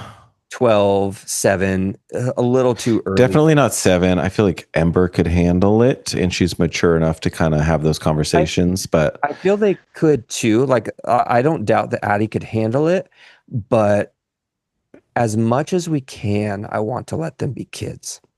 yeah. Don't want to put them in situations that make them uncomfortable, even though we're going to talk about it or whatever. Yeah. Like, I'm trying to remember when I first saw it, because I remember I was really young when I watched The Sixth Sense and really young when I watched The Matrix.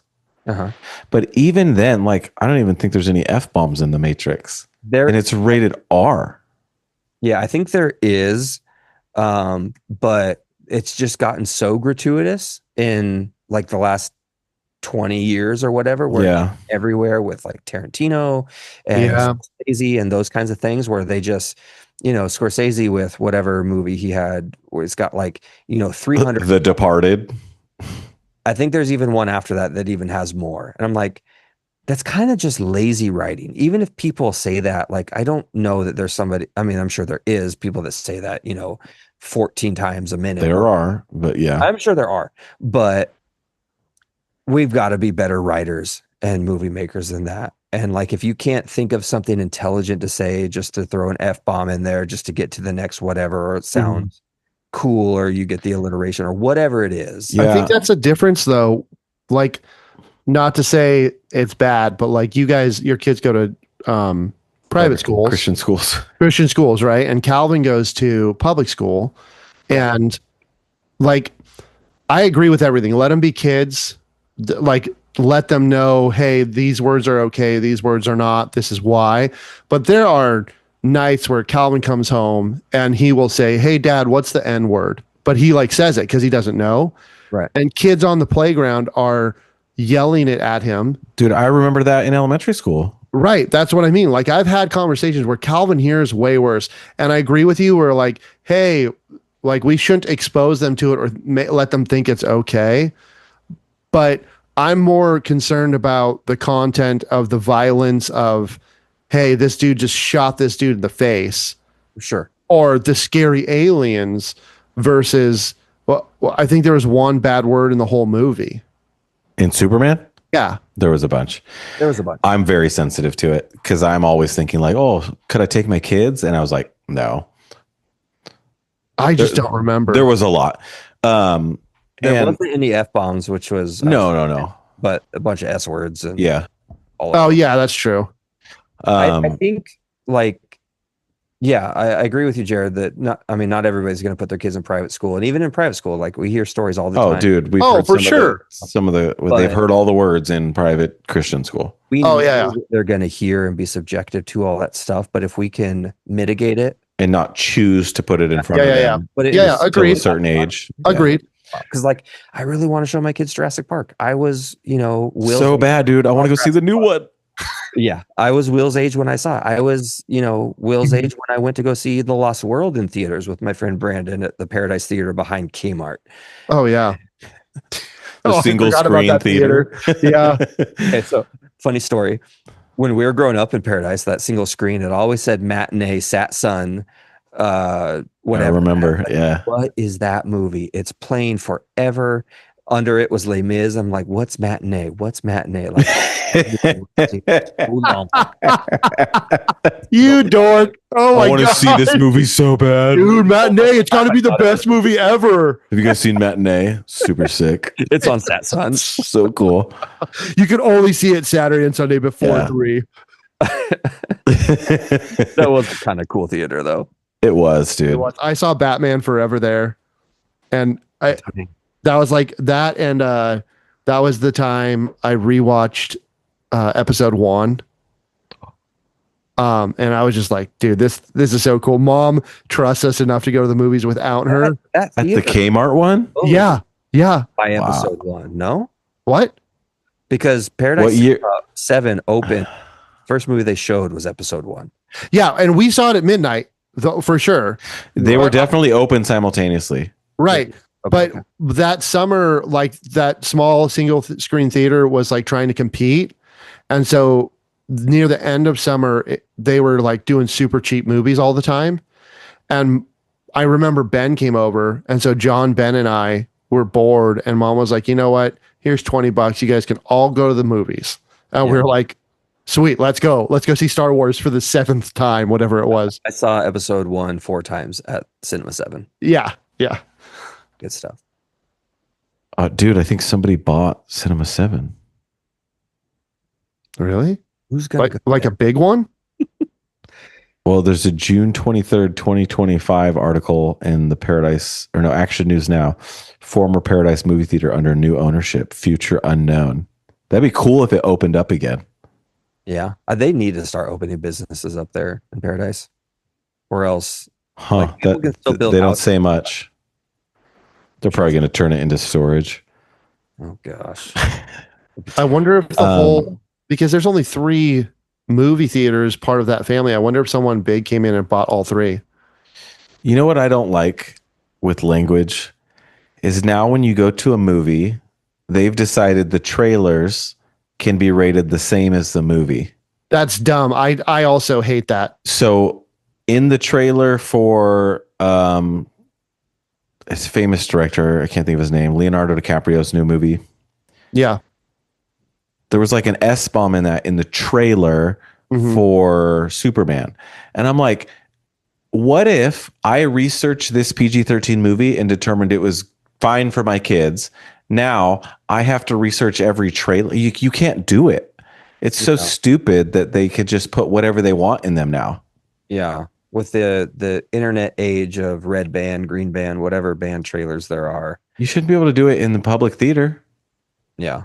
Unless if it's rated R, maybe. But even still, like they show and say so much in the red band trailers, it's literally a rated R movie in that trailer. And you're like, I still determine what movies I want to go see. I shouldn't have to just be subject to whatever you want to put in front of my face because I'm going to the theater. Sure. Stupid idiots. But it is not, I agree with you, Greyson, but logically speaking, like if you're there to see a rated R movie, so if I'm going to go see The Passion of the Christ, I should be subjected to F-bombs and nudity? No, not at all. That's what I'm saying. No, I agree with you. But in the same vein, if you're going to go see The Passion of the Christ, which is very violent and graphic, right? You should be a certain age prepared to handle that content. Yeah, I just think it's different. It's like there's so many different levels of PG-13 and R, and like one might be rated PG-13 because of thematic elements and it's like heavy themes. Yeah. And that's different than watching a guy get his head blown off. Random swearing or heads being blown off or nudity, you know? Yeah. Agreed. I feel like it used to be that no matter what movie you were going to see, the trailers were for all audiences. For all, yeah. And they don't say that, and they don't say that. They don't. Yeah. True. So Superman, you guys both love it. I'm gonna say I like it. Okay, what's your 1 through 10? Gripe. 1 through 10. But biggest gripe is what I already said with the weightiness. I just wish there was one scene where you wanted more tears. Yeah, I did. Like that's an easy way to say it. Like I didn't want the heaviest scene in the movie to be about death and Superman losing in the moment. I wanted It was cool to see him shed a tear in that scene, though. It was great. That was the dramatic punch, right? Yeah. But there was no dramatic punch of him being Superman without an immediate punchline. Like the music would swell and he would have his moment and then boom, joke.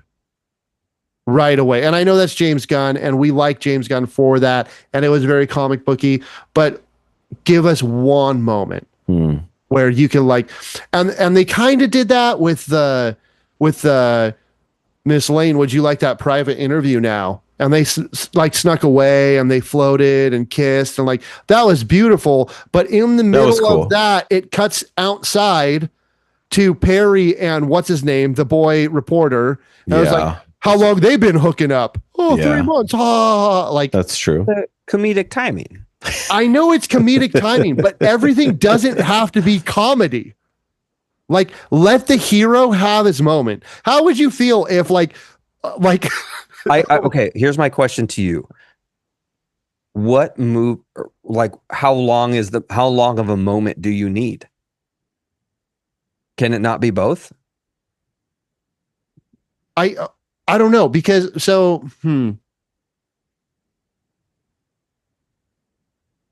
that's a good question. I haven't thought about it, right? Like if the music is still swelling and beautiful and moving and all of a sudden there's like a funny stop goofing around down there. Right. And it totally pulls you out of the moment. Right. But think of it this like what do you cut to from a super sentimental moment? You have to have like a slower pace scene, a slow burn to a slower build up to something. Yeah. Where if you have that quick cut to a funny thing, then you're prepared for anything. And I think that's what we eventually ended up at to a lot of everything in that film from some of those moments. So it wasn't super sappy, which I don't think Superman needs to be a super sappy thing. We had a couple good moments. Yeah. Where I don't think those quick cuts or those comedic timing things or like detracted at all, because to me that's how I get out of a lot of things, either feelings comedy I don't want to have or conversations I don't want to have, or making your wife mad. Yeah. Making your wife mad. Yeah. I can cut to humor real quick to like save my skin times. Yeah. Right, but what I think you just hit the nail on the head for me is like you don't want the awkward tension or the emotional moment. And I'm not saying you run away with it, but like you are naturally like, hey, this is funny, ha ha ha. Where I'm saying like, no, I enjoy the humor. I do it all the time. I quip, I tease, all that stuff. But in a moment where Superman finally won and he sneaks away to give his girlfriend a kiss, and there's this touching like, I love you too, blah, blah, blah, blah, blah. How long they've been hooking up? Like that was a pretty long scene though, of them floating up, very and long, spinning and kissing. It was pretty long. And the thing I didn't care about that is like every time Superman lifts somebody up, the one leg always goes up.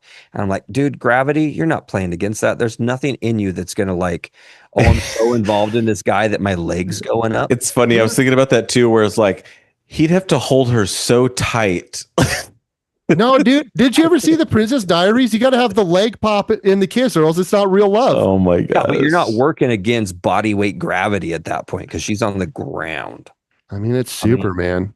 He has the aura, dude. He has the vibe. I want to see it again, and I probably won't see it in the theater, but it was like nearly a perfect movie. Like in the 90s. What'd you say?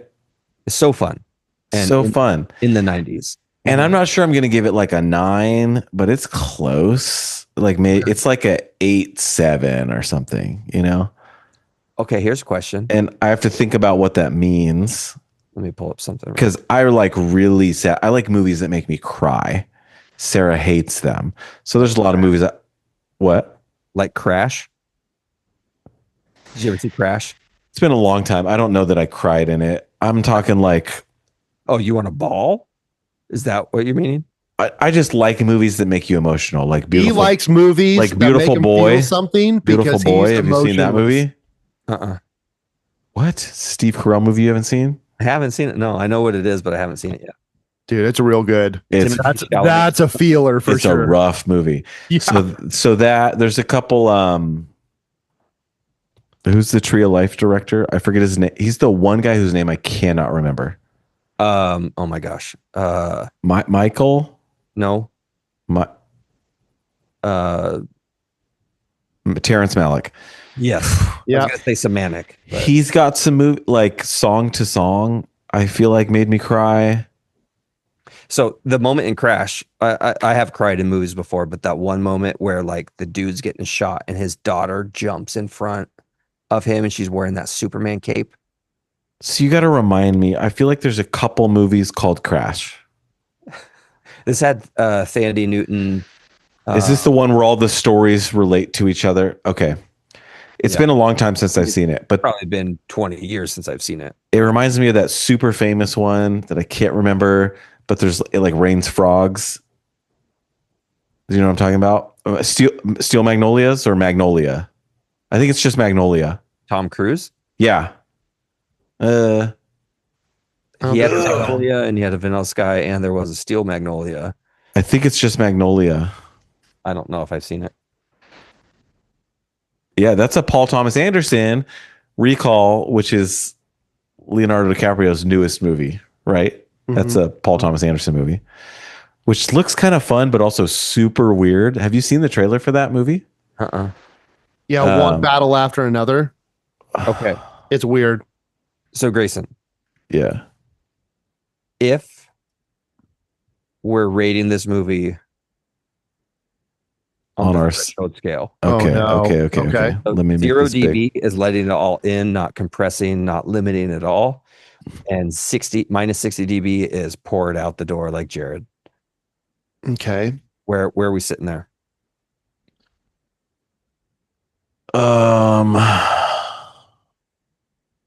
I'm probably at a -15. Okay. Somewhere between full presence and wide open. Yeah. Okay. It's a -15. Okay. That sounds bad. We got to probably think of a different thing to All of our top movies are negatives. That's why people usually go 0 to 100, not -60 to 0. Things decibels. Yeah, it's like it's not perfect, which would be the 0.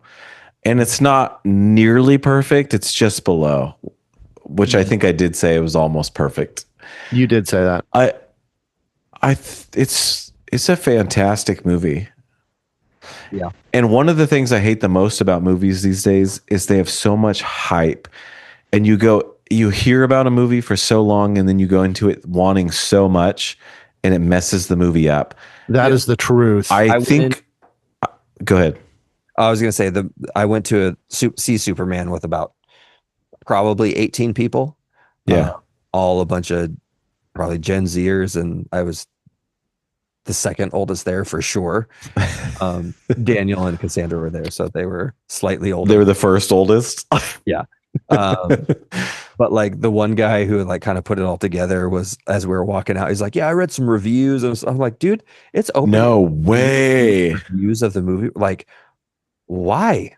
What? No, you got to go into something like that blind. Which I'm so mad I watched the trailer for Ryan Gosling's new one, dude. I'm glad I haven't seen that. I want to say something about it and I can't. No. Don't do it. I want to say I can't believe they showed this in the trailer. No, don't do it, Greyson. Stop it. Have you watched the trailer, Jared? No, I have not. Again, oh my I like to gosh. go, I like to know who's in it and roughly what it's about. I avoid trailers these days. I I know was who's just in it. so I don't know excited about a new Ryan Gosling movie, and the trailer came up and I'm watching it and I think the trailer's ending, and then it like goes into like trailer part 2. Okay, quick thing, Jared. Where do you fall on this scale? And then I want to do it so I can take us off the screen share. So first off, for the record, we were talking about this briefly today, and this is the first time I've ever seen this. So That's fine. My ears hurt from these monitors. the molds are going to help you a lot. Okay. Um, I'm going to say Jared's giving it a -30. I thought he would say 2. I was going to say I'm closer to -20, but I'm stuck between -20 and Okay. -30. You're at a -25. Okay. Okay. Yeah. I'd say I'm at a -10 even. Ooh. I really liked it. The nostalgic factor of the Richard Donner theme from the Chris Reeves movie just played a huge part in that, and that trailer was so cool. Even though That's why I'm stuck there, is because I truly love those old Superman movies. Yeah, And those are ones I think I could watch with the kids. oh, for sure. Well, the first two, not the third one. What? I don't Why not the third one? He turns into like alternate Superman. Superman leaves Clark Kent. He's like a super sexist, drunk, misogynist. It's a bad thing. My kids see that all the Not time. the Richard Donner one. Okay, mister, I don't want to expose him to cussing, but misogyny and alcoholism is Hey, great. Not all of us can take our kids to our last night's concerts. Bro, I'm not talking about this. This has got to be the third time you've tried to throw this in my face, okay? Second, What I was going to say was I did watch the Superman trailer 4th time. Just kidding. Okay. I did watch the Superman trailer months ago because of the Richard Donner soundtrack and the way they brought it forward. And I will say, because I look for the emotion, that trailer did bring me to tears. Like that trailer was like Which I trailer? the Superman trailer. I don't know the Dawson stuff. I don't know any of that. it's just Donner. the original Superman theme from the Chris Reeves Superman. The movie. score. Yeah, the score, Okay. which was all Pretty over epic. the movie, which was fantastic. Mhm. That's why I'm rating it higher than I think I should. I think I would be -30 or -40, but the sound was brilliant. There were moments where it was a really awesome movie. It did come together, but that score, just the little nostalgia berries, the Memberberries, like, oh, this is beautiful. Yeah. It was reminding me of like Superman and what he stands for and who he is. And I think I don't think we talked about David Corenswet. I thought he was great. Who's that? The Superman. Like, Oh, yeah. I like He Henry was Cavill. great. I think That funny, like Corenswet, slightly spread apart eyes on the flying shots. yeah, the first through the Oh, snowy dude. mountains, he was a little Looked crooked a eye. little bit bizarro, if you know. I didn't notice that. I thought the flying shots were the best flying shots I've ever seen. Yeah, they were cool. Okay. But I think he was a good Superman. I wish he had a better suit. The suit was cool. I just think it was a little too baggy. Not that it has to be skin tight in a muscle suit, but interesting. I liked Corn Sweat a lot in the role. If I don't think about it, I think He was killer. cool. But when I think about it, I think about, okay, who in this day and age would put underwear on the outside? Nobody. It's not underwear, it's just a color. In the shape of underwear? There were so many like debates that I heard James Gunn was talking about, like, do we do the underwear? Do we not? Do we? I mean, I like it because it's iconic. And I don't, but if we're like trying to ground anything, which we might not be in this universe, sure, nobody's putting underwear on the outside as a suit design. Somebody's got to come out with a killer Superman costume that's cool then. Without that, like Snyder's, it was a little shiny. Did it not have underwear on the outside? No, it was a belt. All blue. It was like New 52. Yeah. Style. But I mean, it's iconic because of the underwear, right? That old school. Because of like, that's what everybody was doing in that era. Yeah. Okay. Yeah. Or whatever. When these guys were created, like Batman. Like, yeah. Let's wear skin tight long johns and put underwear on the outside. Yeah. Like the Lego Batman when Robin, like, this is a little tight and just rips his pants off. Perfect. Oh, perfect. Now we're moving. Now we're grooving. Yeah. Now I can breathe. Sarah as Robin has to be probably the most perfect casting. So good. Oh, for sure. Michael Cera made a great, and Zach Galifianakis as Joker was. I didn't even catch that. Yeah. Okay. Dude. You have to watch that movie all the way through. Yeah, go back, restart it, watch the whole thing. Okay. It's really funny. I feel like there was something else I was gonna say. Oh, I don't think I saw a full Superman trailer. Maybe I did, but when I saw the teaser where he's like in the snow and whistles for the dog, I was like, "This is gonna be dumb." Like, I didn't like that. I thought the dog was dumb. So maybe going into this movie with no or even low expectations helped me like it more. But it was great. That's how I experienced the first Thor movie, because I don't know much about Thor. I don't know that I really saw the trailer, or if I did. Who did that? Was that Gunn? No, that was. It felt like a Gunn though. Kenneth Branagh. It kind of feels like James Gunn. He played the dude in Harry Potter, the flamboyant, pedantic, dark arts teacher that was really kind of pathetic in the third one. Kenneth Branagh. Was that him? Yeah. Interesting. Yeah. He looks much better than he did in those movies. He was in the Agatha Christie Orient Express, and the guy with the eye. Yeah, I think so. Hercule Poirot in Harry Potter. Harry Potter, not Mad Eye Moody. Oh no, he was the just look him up. You'll recognize him. I do, but I can't picture his Harry Potter character. Oh, I see. Okay, yeah. He had the hair. Yeah, he's kind of a loser. I really love his acting and his old stuff. In the movie, I meant. Oh, yeah. He's a tool for sure. Dude, I thought that first trailer was so good. Where he just whistles and the dog comes? Yeah. Like, what is this? And then it's got that. Your gate's doing its thing. Yeah, dude, you're sounding like a robot. You sounded like Kesha on auto-tune. Sure.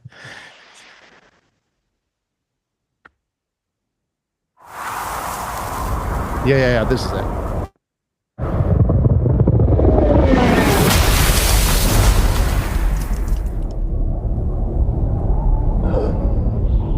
Breathing. I liked it until the dog. But it totally sets up the tone of the movie, though. You're like, oh my gosh, this is another Terminator. Super serious. Superman's dying. I think that's right to come. Oh, this is exactly.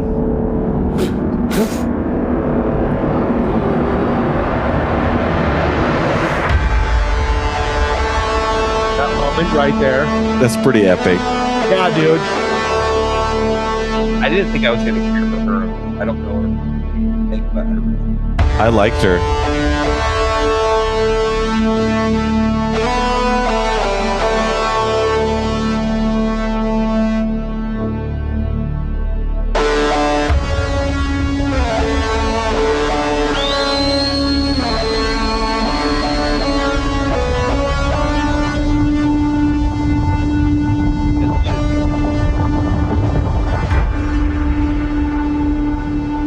which I like how they put it as, you know, his cousin. Take me home. What a cool shot. That right there, dude, is amazing.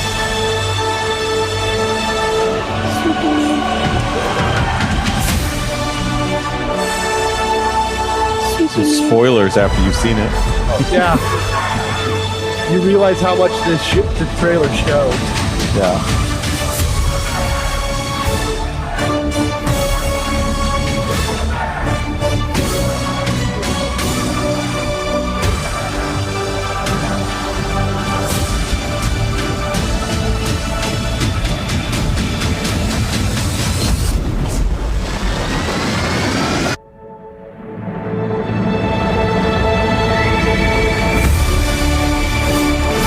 Put that whistle back in. So that trailer's pretty good. That's a trailer. There was just a teaser where it was like him in the snow, whistles, dog, and I think that's it. No, that was the first thing that came out. Are you sure? No, I think Gunn posted something like Greyson's talking about on Twitter that made its rounds on the internet. I don't feel like they showed that much in the first teaser. That's a teaser trailer. Yeah, that's a trailer, but they released a teaser for the trailer. And I think it was basically just the dog snow scene. And I was like, this dog's goofy. Maybe not. I think that's pretty was cool. Closer to Snoopy than Goofy, but that's just me. So this one that we just showed came out, what, 6 months ago? I don't know. That's what I remember. And then they released a fuller version of that where they show Crypto coming and jumping on him and poking him and doing all that stuff and then taking him, and they show the robots and they show like the first kind of like 4 minutes or so, which I thought was crazy. If they would have just kept it as that, they're going to get so many people to come see it. Like, I don't know why they have to do these 9 different trailers that show everything. No. Anyway. Anything else on Soups? Nope. I don't think so. I've been listening to Noah Cyrus, though. That album's so good. Pretty great. And I haven't listened to it at all. And Joan. You guys should both listen to the Joan album. I listened to the Joan a little bit. It's pretty good, dude. It's like I'm listening to it and I'm like vibing. Joan? Yep. Just called The Joan? No, just Joan. No, the. What's the album? I mean, you should probably look at our threshold posts, but it'd be nice if you read it. I was looking at that before we both got on. I was getting set up and doing some different things. I was like, I should look at that Threshold podcast post. I wanted to look at the Galactic 6, and it's just like a metal version of the Superman theme or whatever. And so I listened to that, and that was fun. But yeah, the album is Alibi. Okay, I know what that is.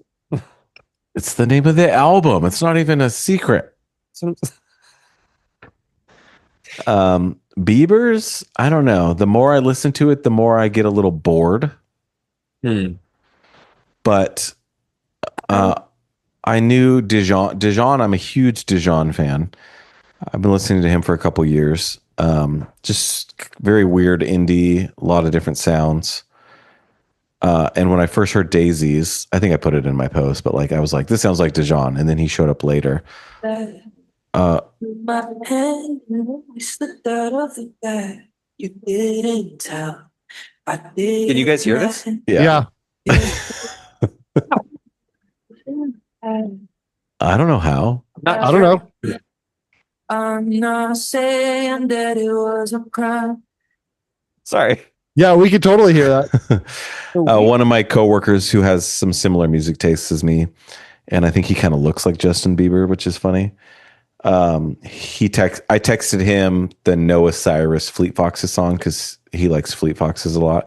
And he was like, did you see that Dijon and McGee produced a bunch of the Bieber album? I was like, I didn't know McGee did.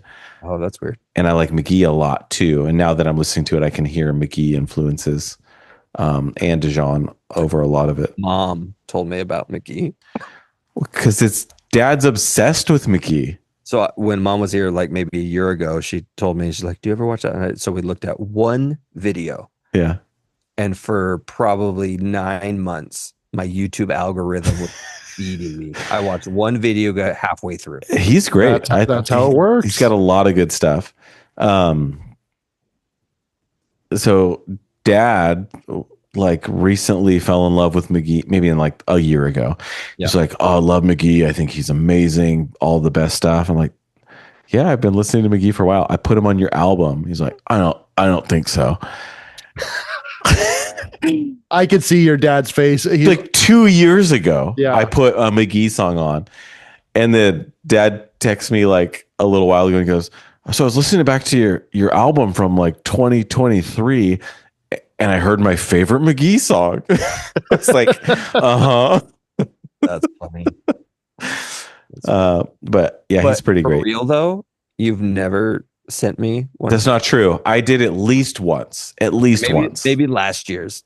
No. I think it was the McGee one, but I expect CD. Well, I can't play CDs in my car or really anywhere anymore, but I expect at least links every year now. dude, You mean your super new Tesla easy. doesn't have cutting edge technology of compact desks? Dude, neither does my new Kia. They're not in cars anymore. No CD players. That's crazy, dude. It is crazy. What was I going to say? Okay. Next podcast. Oh, yeah. Okay, this is content for a year. Don't go through this in one podcast. Yeah, stop. Put that away. I have all mine too. You have to tell me when we're gonna do it because I just have a box now. Dude, we need to go through. We need like a throwback Thursday, and we talk about it, and then we post a bourbon or something. We have so much content. A bourbon that was released the year that the CD we're listening to comes out. No, but I don't have that many 25-year-old, 30-year-old. that'd be cool, bourbons. but we don't have those. I guess that's true. That's true. But I think us doing posting the bourbon reviews with the notes and the music and the movies, like that's going to give us a bunch of content and help us like curate our website better. Yeah. And then our podcast can be long form, but we can cut up the sections or whatever we need to do. Are we going to talk about this estate yet? Oh yeah. What you got? So I'm going to refocus us. I mean, we're on the Superman podcast, but that's fine. No, the Penelope and Superman. What's on the nose, Jared? Okay. You want me to read it? No, I want you to sniff it. Okay. What do you have right now, Grace? The architect? No, I had that, and then I went back to the Wheated. Yeah. Dude, the Wheated is so good. The architect is really good too. The Wheated's really good. Spoiler alert, I like the Wheated more than this. Oh, Really? I wish I would have started with this because going down 14 proof points is a little. Okay, so on this one, I do not get the tasting notes. On this one, it smells like the oakiness, but it smells like black pepper. Oh, interesting. Huh. And maybe a little bit of that vanilla, but that could just be like the bourbon vanilla oaky. Oh, maybe like a little bit of juniper. Speaking of juniper, I haven't been to my office since Wednesday because I worked from home Thursday, Friday last week. Okay, nice. Okay. I love work from home. Today there was an oddly shaped package on my desk. It was wrapped in like tissue paper and then like kind of twisted and wrapped and folded and taped. In the shape of two hands doing this. Yeah, it was weird. Oh, that's weird. And I opened it up. It was a bottle of. I'll have to take a picture of it. but Pepto. gin from Alaska because a friend / coworker of mine went on a cruise a couple weeks ago and Sweet. they bought me a bottle of gin. Sweet. What's the brand? Yeah, what kind of gin? I'm trying to remember. Did you just leave it at work? Is it Gin Blossoms? Of course, but it had like cool like Nordic like font / text with like O's with like the cross or the slash through it and like Tight. Viking language. Viking, Like Under Oath. and like truncated. There's a lot of braids on it. Yeah, braid. It just braids off every letter. No, it looked really cool. I thought it was really neat. Shout out Devin Graham. Devin Graham. So you get juniper? You think this smells like gin?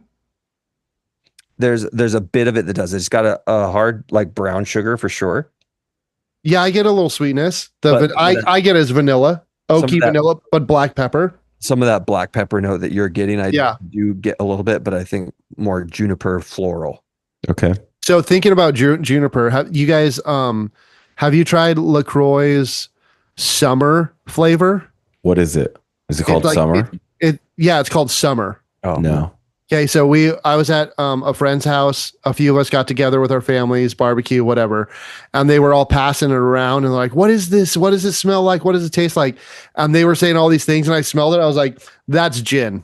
Like it straight up smells like spicy water gin." Interesting. Yeah, juniper, florally, all of it. It was really funny. They were trying to be like, "Oh, it smells like sunshine and sunflowers," and like all these to me. All these stereotypical summer things, and I'm like, no, it smells like non-alcoholic gin. That's what it smells like. So, Funny. What does that taste like? I think it tastes like if you had sweet tea and someone mixed in black pepper. Like there's that kind of little bit of spiciness to it, but there's like this peach black tea sweetness. So peach? Yeah, and I say that because I don't typically like peach tea. There's definitely like a tart tanginess to it if you kind of swirl it around in the mouthful region. Where else would you swirl it around, Blake? Oh, in the Ear holes, nose holes. Eye holes. Yeah, just to really learn about the texture of it. Yeah. Are you kidding me? Oh, Tiny bit in- you just dumped it on your keyboard. Good job. Yes, sir. it fell on my sweated pants. I love elongating the ed in words. Sweated. Peated, I guess that works, but Yeah, that's how you're supposed to say peated. well, you know what I mean. It's not pitted. Other ed words, but I was gonna say plaid, but that's its own thing. It's not platted. crammed. Like crammed. Yeah, cram it. crammed. Okay. That's my favorite. I jammed it. Yeah, or like when you're using it as an adjective. Use it as an adjective, Blake, right now. I'm trying.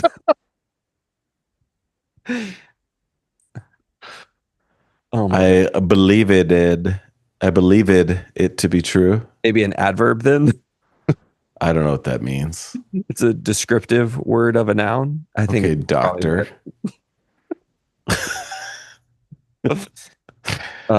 Adjective.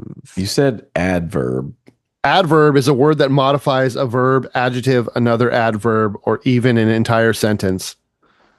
Such as, so an adjective describes a noun. How does an adverb influence an adjective? No. Like a super sweaty man. No. Super is an adverb. No, it's Adverb at the start, and then I corrected to adjective. Okay. Anyway, an adverb must be something like super or ultra or. no, it's like gently, quiet, or quite, then, there.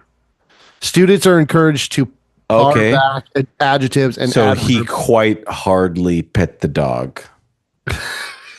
He quite frankly just kept petting the dog. So wouldn't Super? He's no. super pet the dog.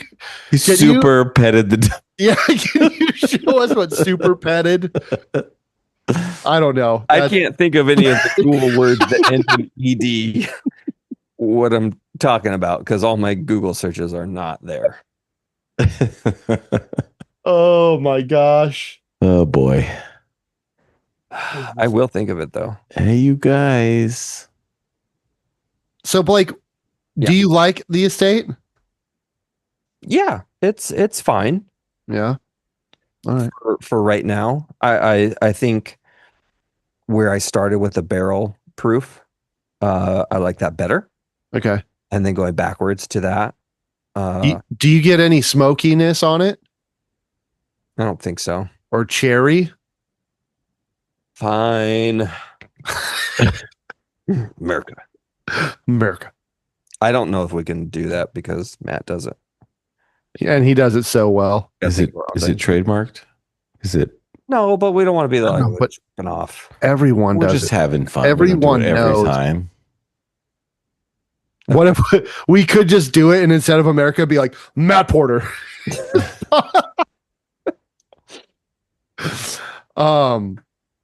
Yeah, the body, forward notes, caramel syrup, brown sugar, barrel char. On that freaking pour of it, I got some stagness. Really? Okay, here's where I would use it. If I was going to say stag, I would say staggedness. So maybe it's words that don't end in ed. Oh my gosh, you scared me. To an ed. What? Is that one of your kids up? Creepy Yes. children sneaking up on you. Oh, he just muted. He doesn't want us to hear him yelling at them again. Look, he's threatening them with a backhand. He's going fishing. Frying pan. Yeah. Something about pulling something down. Close the blinds. So I they said, don't if you guys don't go to bed right now, I'm getting out the noose. I'm going to backhand you and hang you from the ceiling. No? You want to know how to turn the ceiling fan on? Subjugate you to PG-13 movies. They're in my bedroom. Oh. Yeah, they're kids or the kids. The nooses. I was going to say, is that where you keep your nooses and your frying pans? No, both kids are in our room. Well, while Sarah's out. Yeah, and I'm recording a podcast. I'm like, watch TV till you fall asleep because I don't want to deal with you. So where are you going to sleep then? Oh, they're in our bed every night, dude. At least Saber is. Maybe not Ember, but Saber comes up to our bed every night. Because that spider? No, that was Ember. Oh, okay. Saber, she just likes, I don't know. She likes to sleep in the same bed as us. All right. But she's been a little scared since we started Harry Potter's. Is Saber watching them too? Yeah. Yeah, that's why we're not watching. Calvin still gets freaked out about some stuff. Yeah, like that. Like Sarah knows the Harry Potter's way better than me, so she's like, "You cannot watch 3 yet, or whatever it is." Yeah. We've gone 1 through 6. Oh, How? Oh, We just let Addison watch number 4. Well, you don't let her watch them till she reads them. Right, but we're not letting her read number 5 either. Oh, we don't believe in reading. Wait, what's wrong with 5? adverbs and pronouns and Staggedness. What's wrong with 5?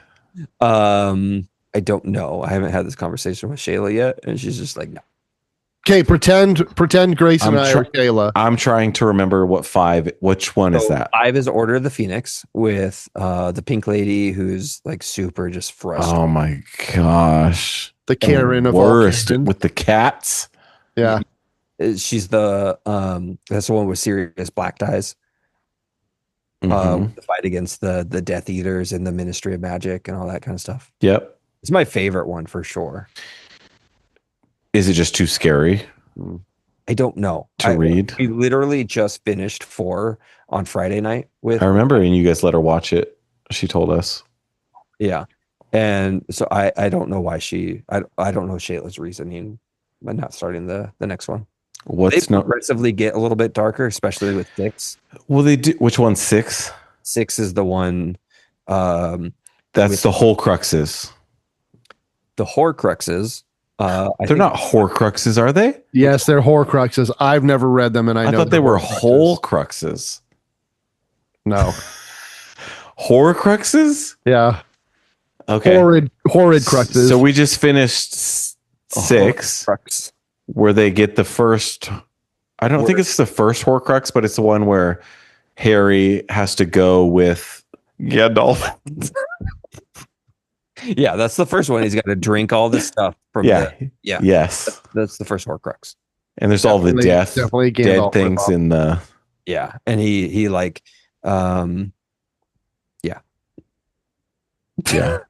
he drinks the stuff and he goes through the memory thing, and he all the Tom Riddle stuff about Tom, like, hey, what's the word is blurred out, I think, in the movie, because he doesn't want Harry to know what it is, or other people to know what it is, in case anybody goes to his like memory viewer thing or whatever, Where you like pour the memories in and then you put your face in it and you can see them. Yeah. I'm curious why And then, Shayla won't let him her and read it. Malfoy have the fight in the bathroom, and he uses the Cruciatus curse and all that kind of stuff. Yeah. It's more darker for sure. Oh, and he's like bleeding on the ground. Yeah. Or the Septum Sepra.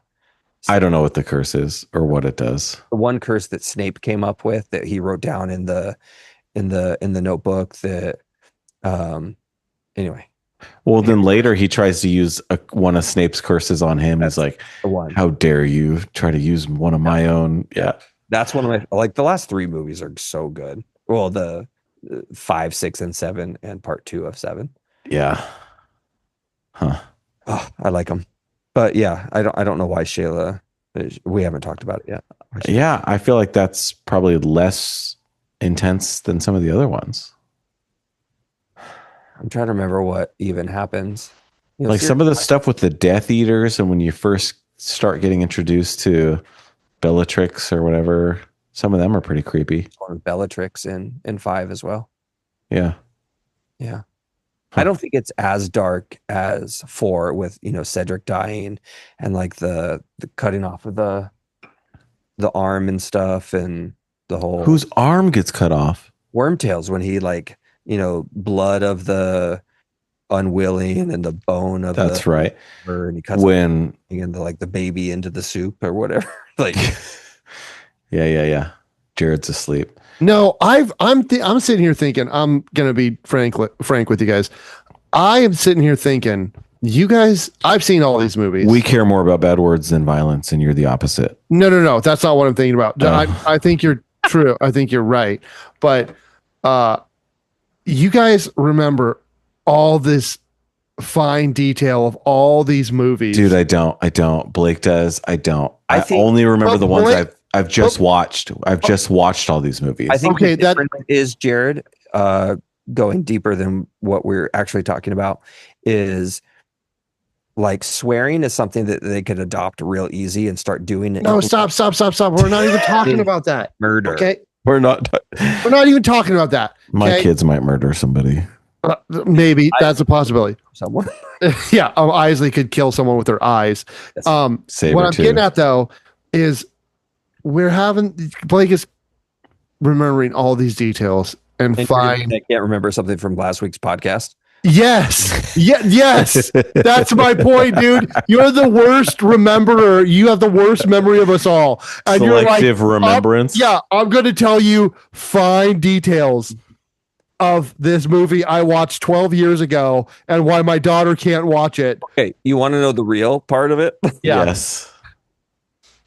You don't care? No. The way you remember things It's is hilarious. greatly Incorrectly. No, so not true. So not true. No, we've been over this. I'm a storyteller. I exaggerate. I admit it. But I don't tell things incorrectly. All the main points are factual. Uh-huh. Call your wife. Dude, she's asleep. That's funny.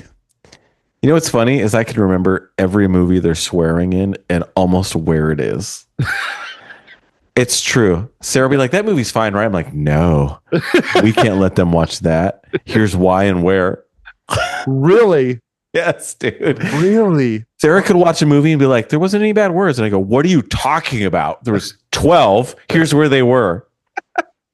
You are parentmoviereviews.com. Is that what you're saying? Yes. I think I could probably be a billionaire if I would have done that. Common Sense Media. Yeah. Kids in Mine used to be good. Yeah. Pay for or something. Yeah, it's all paid for now. Yeah, for sure. I can't believe it's 10:30. That's not even that late, dude. We go till like 1 sometimes. No, we don't. I'm gonna Stop go get it. some more bottles. Yeah. No, I'm going to open up the Rio. you guys. You just reach over. Is it right there?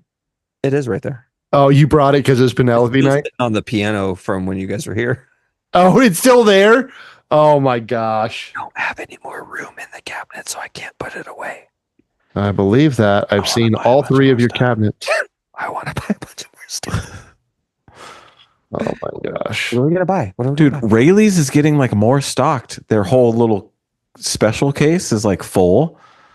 You got to weekly send us pics. Dude, there was something in there today. I can't remember. It was like $900. Gross. And I was like, what? What does Rayleigh's? Okay, first off, Rayleigh's does inflate prices, and then they put a sale sticker back down to SRP. They Okay. have like all the Redwood Empire stuff, Yeah. including some of the expensive ones. Okay. But even their I need to go back. They've got the Woodford, like your Gates doing the thing. They've got the Woodford like 121 whatevers. yeah. They had the RD1 store pick, which I saw for the first time today. I meant to take a picture. I forgot. I literally have nothing going on. Maybe I'm just clipping on the mic. No, it's only when It's- you're like doing It's this like quiet the thing. lower stuff. It Yeah. doesn't. You don't jump in until you hit a certain level. Yeah, I was gonna say, is it a pass? Oh, I'm flat on everything. same. Weird.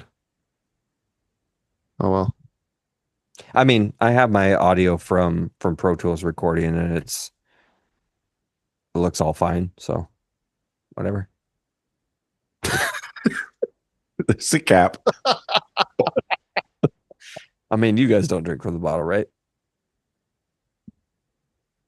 I just unplugged my headphones. I can't. Pretty rare.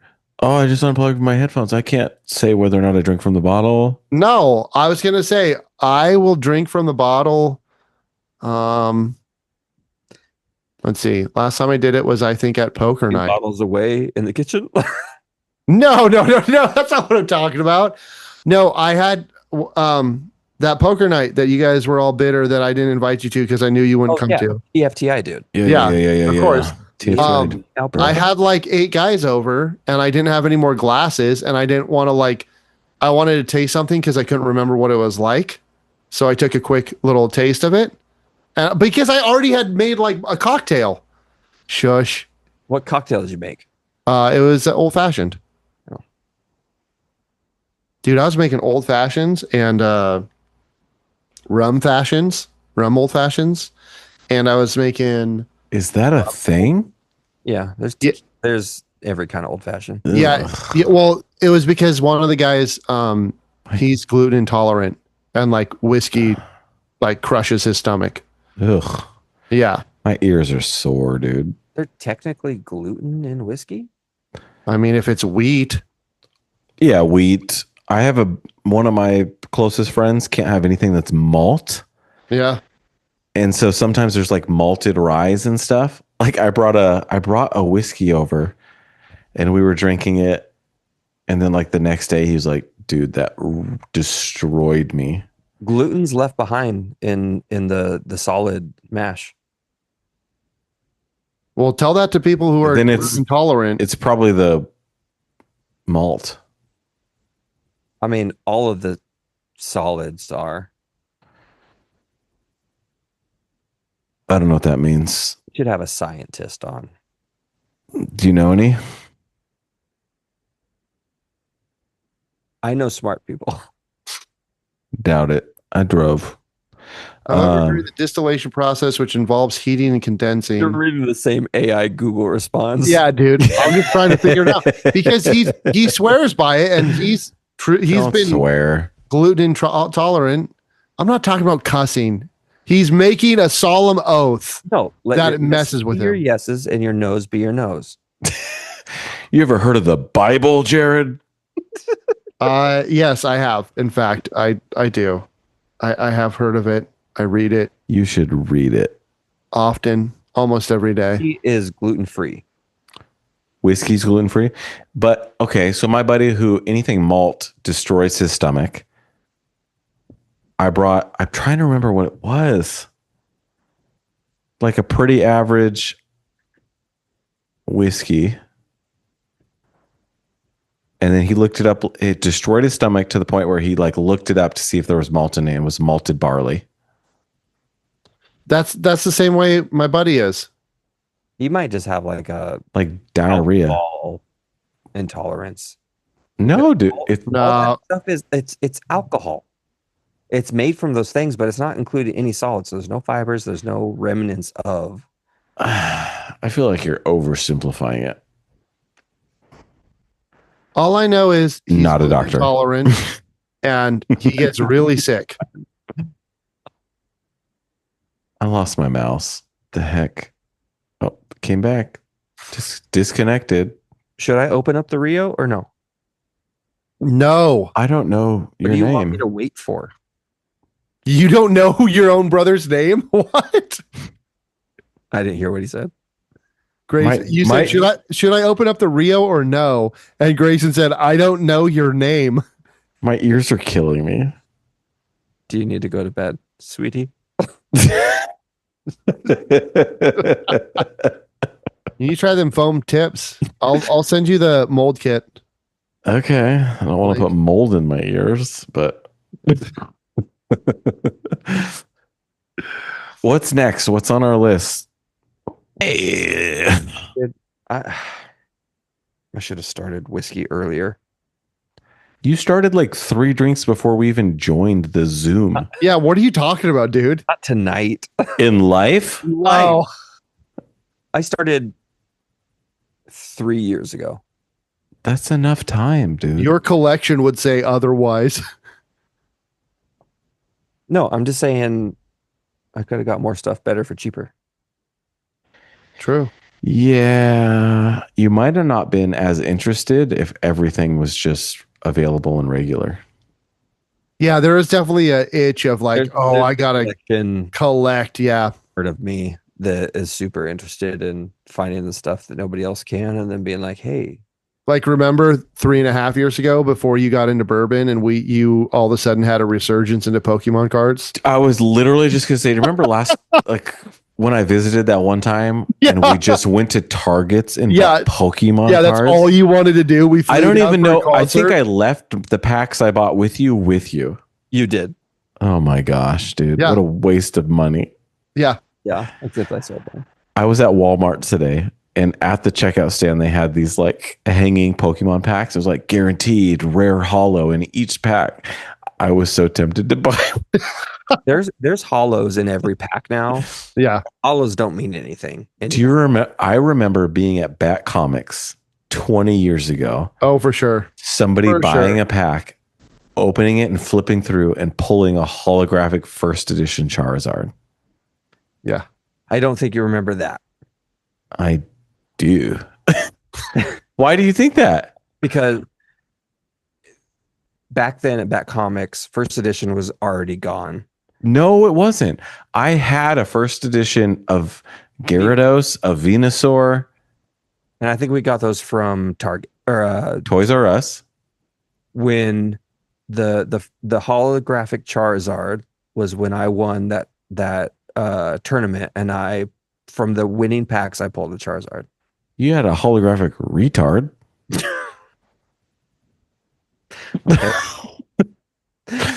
And I screamed. Okay, I do think it was you that opened it. Maybe it wasn't first edition. It It, wasn't. was a holographic Charizard No, at, but we at Bat Comics. would play That- a that ton. tournament that we played, and I got in Scry magazine as winning that tournament. Yes. Yep. Sorry, it wasn't first edition. No, but we played a ton. We bought a ton of I have cards to at go. Bat Comics. We bought a ton of cards at Bat Comics. Yeah. And we played multiple tournaments there. Terminants. Terminants. The accepted album. What? Permanent? No. Permanent? No. But we played a ton of cards at Bat Comics. And I remember we bought some of the last first set boosters. And then the guy behind the counter was like, oh, these just came in. And they were the Safari packs. Jungle. Yeah, whatever. Trent. I hate that they went that way. Yeah. There's so many like secondary, tertiary, too much stuff. Yeah, they went base set, then they went jungle, then they had base set 2 come out. No, Yeah. stupid, dude. Yeah. Too much stuff. But now it's just ridiculous with how many there are. Yeah. Oh, Calvin got a Pokedex book, like a novel thing. I was like, Dad, do you really remember all 1,300 Pokemon? And I was like, there was 170 when I played Pokemon. What, Blake? 151.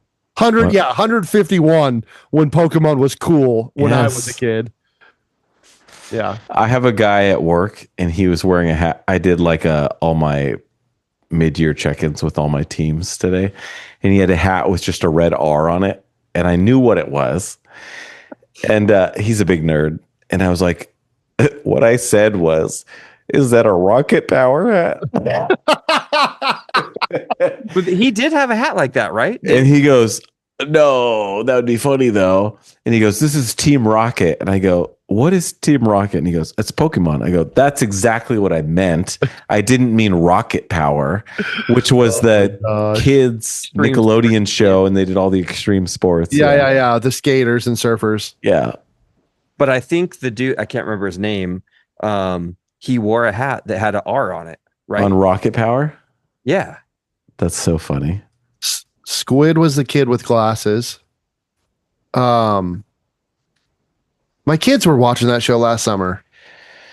It was a pretty great show. I mean, it was everything you wanted. You wanted to live by a boardwalk by the beach and be able to like scooter, skateboard, surf, rollerblade, Have no parents. skate park. Yes. Your dad was always down and chill and like, yeah, go do the crazy stuff. Yeah. Super unrealistic. The main kid had a shirt with an N on it. Maybe that's what I remember. That's Squid. He's not the main kid.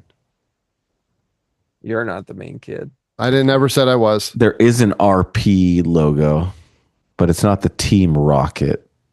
Right. I remember the Team Rocket for sure. Yeah. Jesse and James. So funny. Icons. Their dad had like the biggest chiseled jaw. Yeah. And his Hawaiian best friend. Dude, this was classic. His Hawaiian best friend? Yeah, the dad's best friend was a big Hawaiian guy. Yeah, what was his name? Oh, I see a picture of him. Yeah. What's this? Tito Makani. Tito.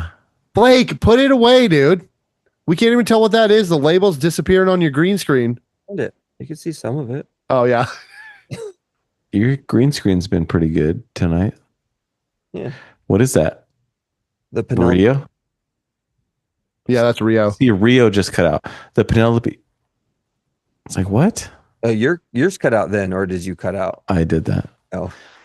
Yeah, I heard you cut out, Blake. And you're a master of your craft. Okay, I'm recording just fine. Look it. It's probably your internet connection. Thanks, Elon. Shore Shack was the name of the restaurant, I think. Look at this. It's perfect. There's a lot of lows. Well, that's when you guys I don't know what's happening. Oh That's my gosh. talking. See, talk. Yo, what's up? See, nothing until I start talking. Greyson, that wasn't talking as much as just weird guttural sounds. Oh my goodness. All right. What are we doing? Have you guys had any Amberana finished stuff? I don't know what Emberana is. We had that weird bottle at your house. Amaranth. Oh, the Seven that's Caves Amaranth. thing? Yeah, that was Amaranth. So this is finished in honey and amberana cask. So it's What? like honey cinnamon. How do you spell amberana? Phonetically. AMBERANA. URANA. Oh, it's a type of wood? Mhm. Brazilian amberana. RD1 has a Brazilian amberana. Yes. Yeah, they kind of made it popular. Okay. RD1 did? From what I understand. I could be wrong. Oh, I but- left those bottles in my car. What bottles? I bought 2 RD1 bottles today. You did? Oh, there's bacon in the We sun. were talking about it, but you bought some? Yeah. There was one that was 50% off, so it's $26. And then I bought I think it was a rye, and then I bought the bourbon to pair it with. The blue label? No. 90 proof? No, the rye I bought, I think was like 112 or something. And then I bought the regular bourbon. Do I need to go out to the car and get them? I mean, it wouldn't hurt, but What time is it? how long till you fall asleep, Jared? 2 hours ago? Everything I've ever said is a lie. You bought Lux Row. I I have bought been saying Rod. all along, you have the foulest mouth of us all. I bought Rod and Hammers, not RD1s. RD1 was the store pick that Rayleigh's had. I didn't buy that. Yeah. Okay. I bought the cask rye, which it's 112 proof, and it was on sale for $26. Okay. So Rod Ham, that's the San Luis Obispo one. I almost went to that distillery last summer. Oh yeah? Yeah. We went on vacation to San Luis Obispo and that whole area. Okay. Castle and that kind of stuff. And Shayla said I could go, and I just didn't end up doing it. But that's San Luis Obispo. So I bought that one, and then to pair with it, I bought their regular bourbon, which is only 90 proof. Okay. Yeah. Slow made. Slow made. San Luis Obispo. Okay. Next time on Threshold. Yes. You going to send us those samples? Yeah. Are you pouring something else right now? No.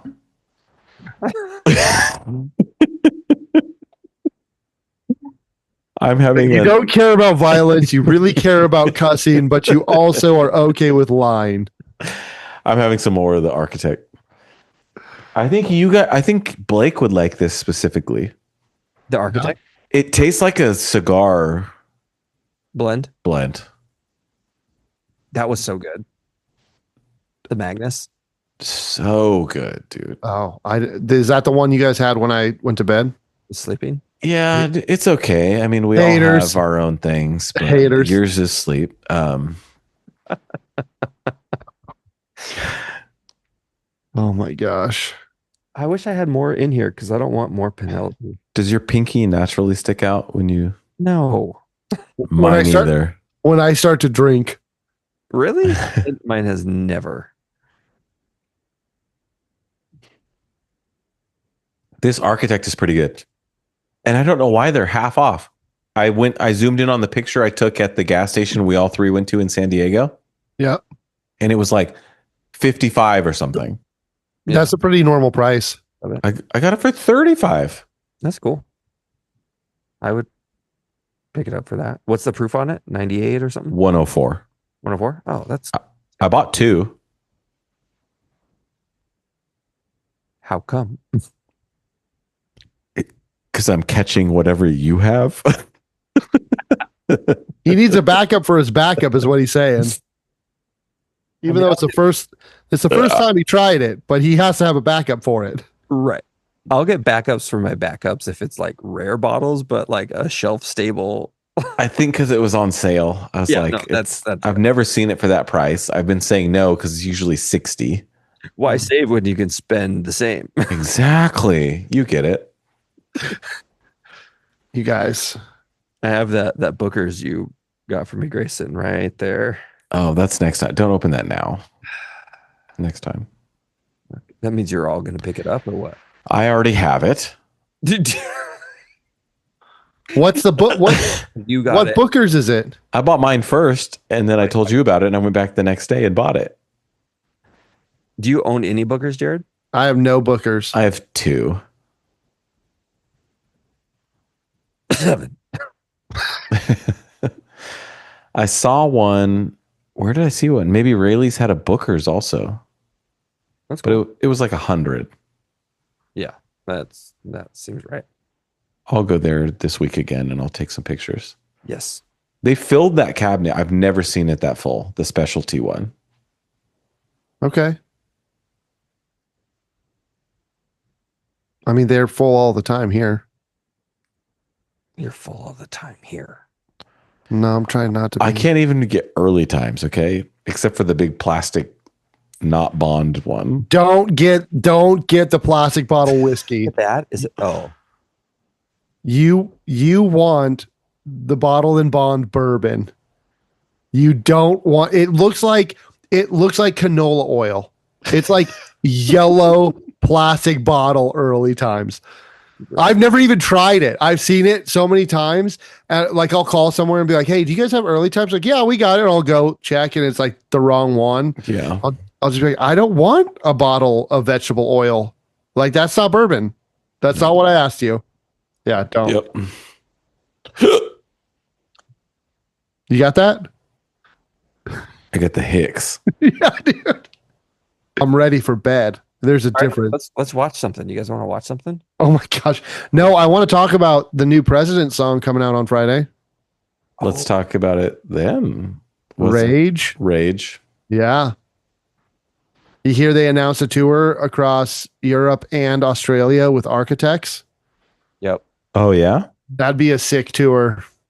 Nothing in America, though. Haters. Some of Architects' music videos are pretty cool. Yeah. Yep, they are. I enjoy them. So the Justice Gang is funded by Lord Tech, which is Maxwell Lord. Who's Ooh, plot who's- twist. who's that? Plot twist. I don't get it. He's a big supervillain, but he's funding the Justice Gang.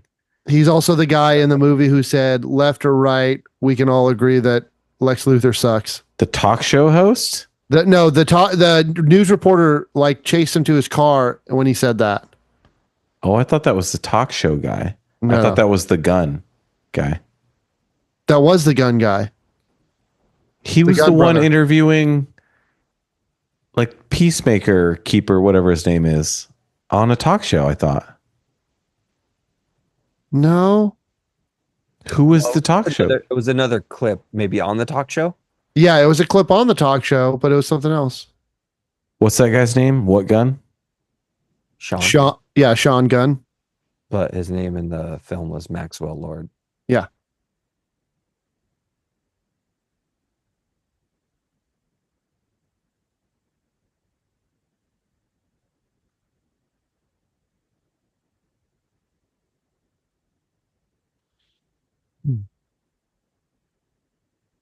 You looking it up right now? Yeah, it just says Lord is shown being interviewed by various news anchors. Yeah. So was he was being interviewed by different news anchors? It was like somebody like on the street catching him as he was walking somewhere. So it was like a teen. He was like walking to his car. But okay, when is it Peacemaker? Yeah. He was sitting on like a talk show. nighttime. Yes. Who was the host? some guy. Not that same guy? Not Gunn. No. I could have swore it was. Okay. Okay. Yep. Oh my goodness.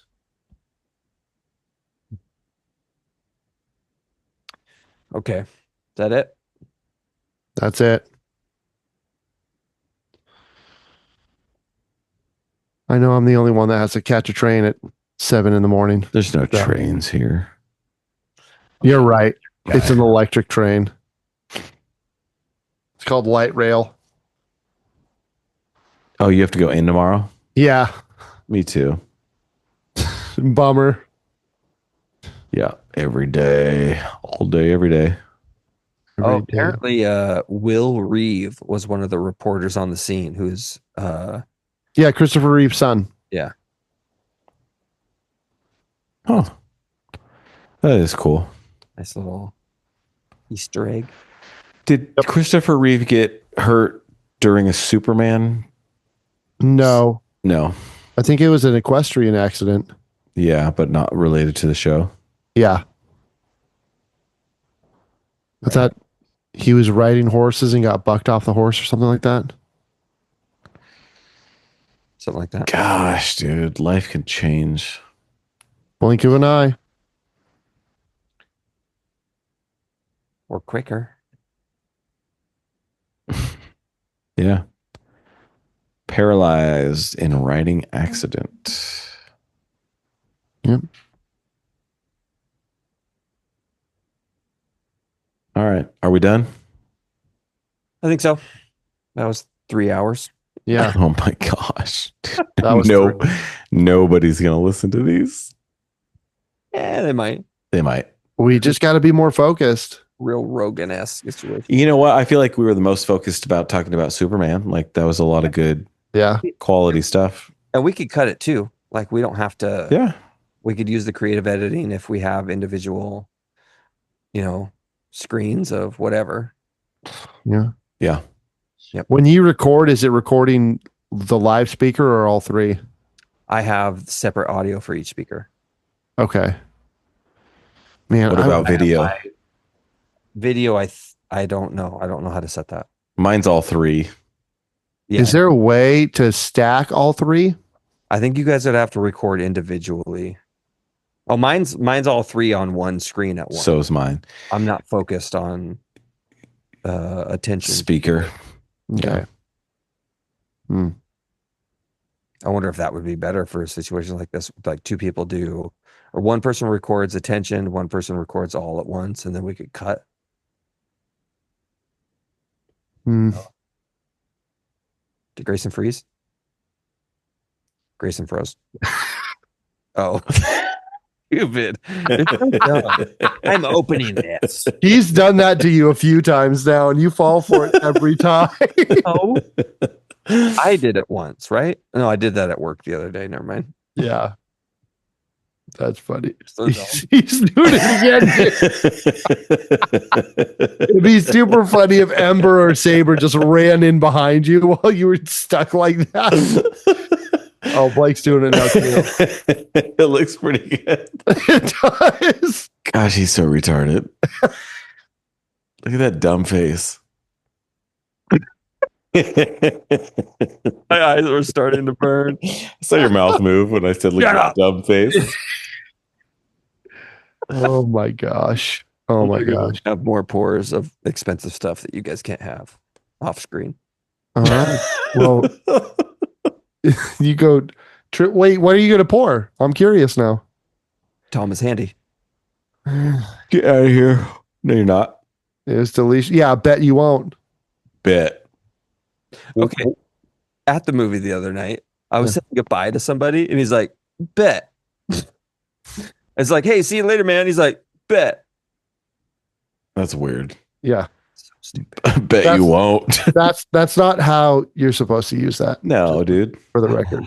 What's the dumb thing you and your brother say when you call Wolf? Wolf.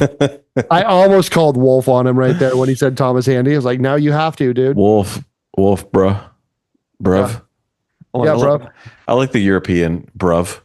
Bruv. Wolf, bruv. I don't think it's European. I thought that was Australian. That's because you don't know stuff. Yeah. When was the last time you were in Europea? Yeah, bruv. You've never even been to Europea.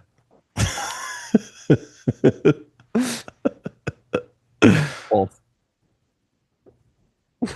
Yeah, dude. Wolf, go to Europea. Oh no, you're right. It's primarily from Britain. Braden. Gang. Braden. Gang. Okay, Theo. Who's Theo?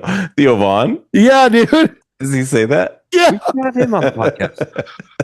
Dude, no, he would have like a $25,000 appearance fee or something like that. Oh, dude.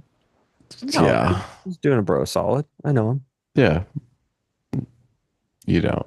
But Yeah, I was gonna say. You say I say outlandish things, but you know Theo Vaughn. I bet you $20. Hey, $20. How much would you give me? You want to watch? That's a throwback. Life. Back in the day. I still say $20. $20. Yeah. How much would you give me? I Want to watch me? Things. Gosh. Okay. Are we done? Nobody's watching by now. I'm not even watching. That architect is pretty good. Yeah. Well, that's not empty. If you find it for 35, pick it up. I have Yeah. Yeah.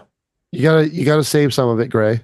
All right. Next time I come up, I'm gonna have creme brulee. We should compare the two. Wolf. When should we think about me coming up for our next in-persons? Okay, it's mid-July. Yeah. So mid-August would be ideal because we're going to be down mid-September. Okay. I can do you one better. Wait, who's gonna be down mid-September? Me and you are going down mid-September. We talked about this. You're making a lot of promises. I don't know. I could probably come the 6th, the It's going to 7th, be great. 6th, 7th, or 8th-ish time frame. Of August? Yep. That's during the week. I can't do that. Well, I mean, that's just when I could stay through the weekend. I'd have to leave on a Sunday probably. You're gonna come up to film a podcast on your anniversary weekend? Yes. Dang it. Yeah, it's weird how I remember. I'm your going- anniversary. I'm going to Anaheim over my wife's birthday and she wants to murder me. And I told her the other day, oh, it's okay. I'm going to extend it for the podcast. And she was like, what? You do have a history of doing stuff on your wife's birthday, though. Or our anniversary, dude. It's like every September there's something happening that I have to do. Yep, it's true. I mean, What? Grace, could me and you get like dang it. Nope. What? Why can't you come up during the weekday, Jared? Because I have a normal full-time job. What are you talking about, Blake? Well, so the week after we do the family vacation thing, Yeah. Okay. We're back to Anna's in New York, so I have that whole week to poop around. August. What dates? August 4th through 8th. Well, the 5th is Will's birthday, so I couldn't go for that. But 6th, 7th, 8th. Well, what about that weekend, like the 9th and 10th? The 9th is our anniversary, so I don't know that Shayla would want me. Oh my gosh. So sick of your anniversaries. I could float it by, but I don't think it end well. It's not going to float. Oh, dude, I haven't even checked. Our FBN should have been posted in the Gridley Herald the last 2 weeks. Oh, sick. They should have been emailing it to me, I think. Dude, I'll check tomorrow. you gotta get on that. I will email myself right now. My bottom hurts from That's sitting on this stupid chair for the last 4 hours. I got a new office chair. It's awesome. I meant to bring. I have a Herman Miller chair at my office that I keep meaning to bring home. You should do that. I want a. What is the famous chair I want? Aeron chair. What? Aeron. No. What are the chances Shayla's going to let you come up for podcasting? On the 9th. What was I emailing myself about? And if we have to do it, I could talk her into it. What was I emailing myself about? I don't remember, dude. Oh, the Gridley Herald. The FBN. That's what they said. After I said the Gridley Herald. No, I said it first, and then you said the Gridley Herald, and then I said the FBN again because I'm sure it cut out. I have it recorded. Okay, thank you. Liquid Death. You're really touchy about Just announced the Poncho of recording. Doom. Like, The Poncho of Doom. My ears hurt too. It's so stupid. What's the Poncho of Doom? Liquid Death just released a poncho. What the heck are you It's- talking about? Do you not subscribe to Liquid Death stuff? No. No, why would I? Because they have the best marketing of any company. If we It's- got that and wore it somewhere, that'd be great. I mean, it's not that cool and it's $90, but Liquid Death is the best. We should try to get them as our first sponsor. Dude, I know a guy that works there. Did you see that? You what? A good friend of mine works. He's a creative director at Liquid Death. What? Who? Andrew Love. Really? We didn't Yes. get a job there. I don't think you told me that. They moved to LA and that's where he works. He's been working there for a while. Okay, let's get him on the podcast He would come on our podcast. and let's get a sponsorship. See if he'll sponsor. See if he can give us at least the marketing or PR or somebody. Sure. That's crazy. I want that flasket real bad. The flasket, we have it. You do? Yeah, I bought it for Sarah like a year ago. That's funny. Yeah. I was looking for The flask that's shaped like a casket. Yeah. Yeah. I was looking for a flask to take to the Superman movie, but I don't have a flask. Oh, we have a few. I bought it for her her birthday last year or something.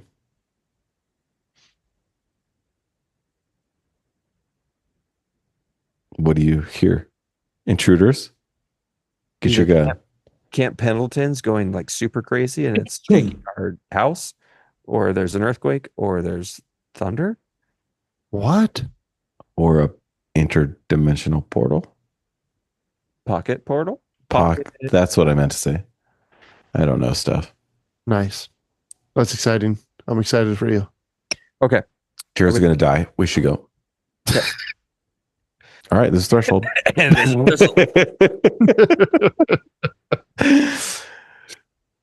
super dumb.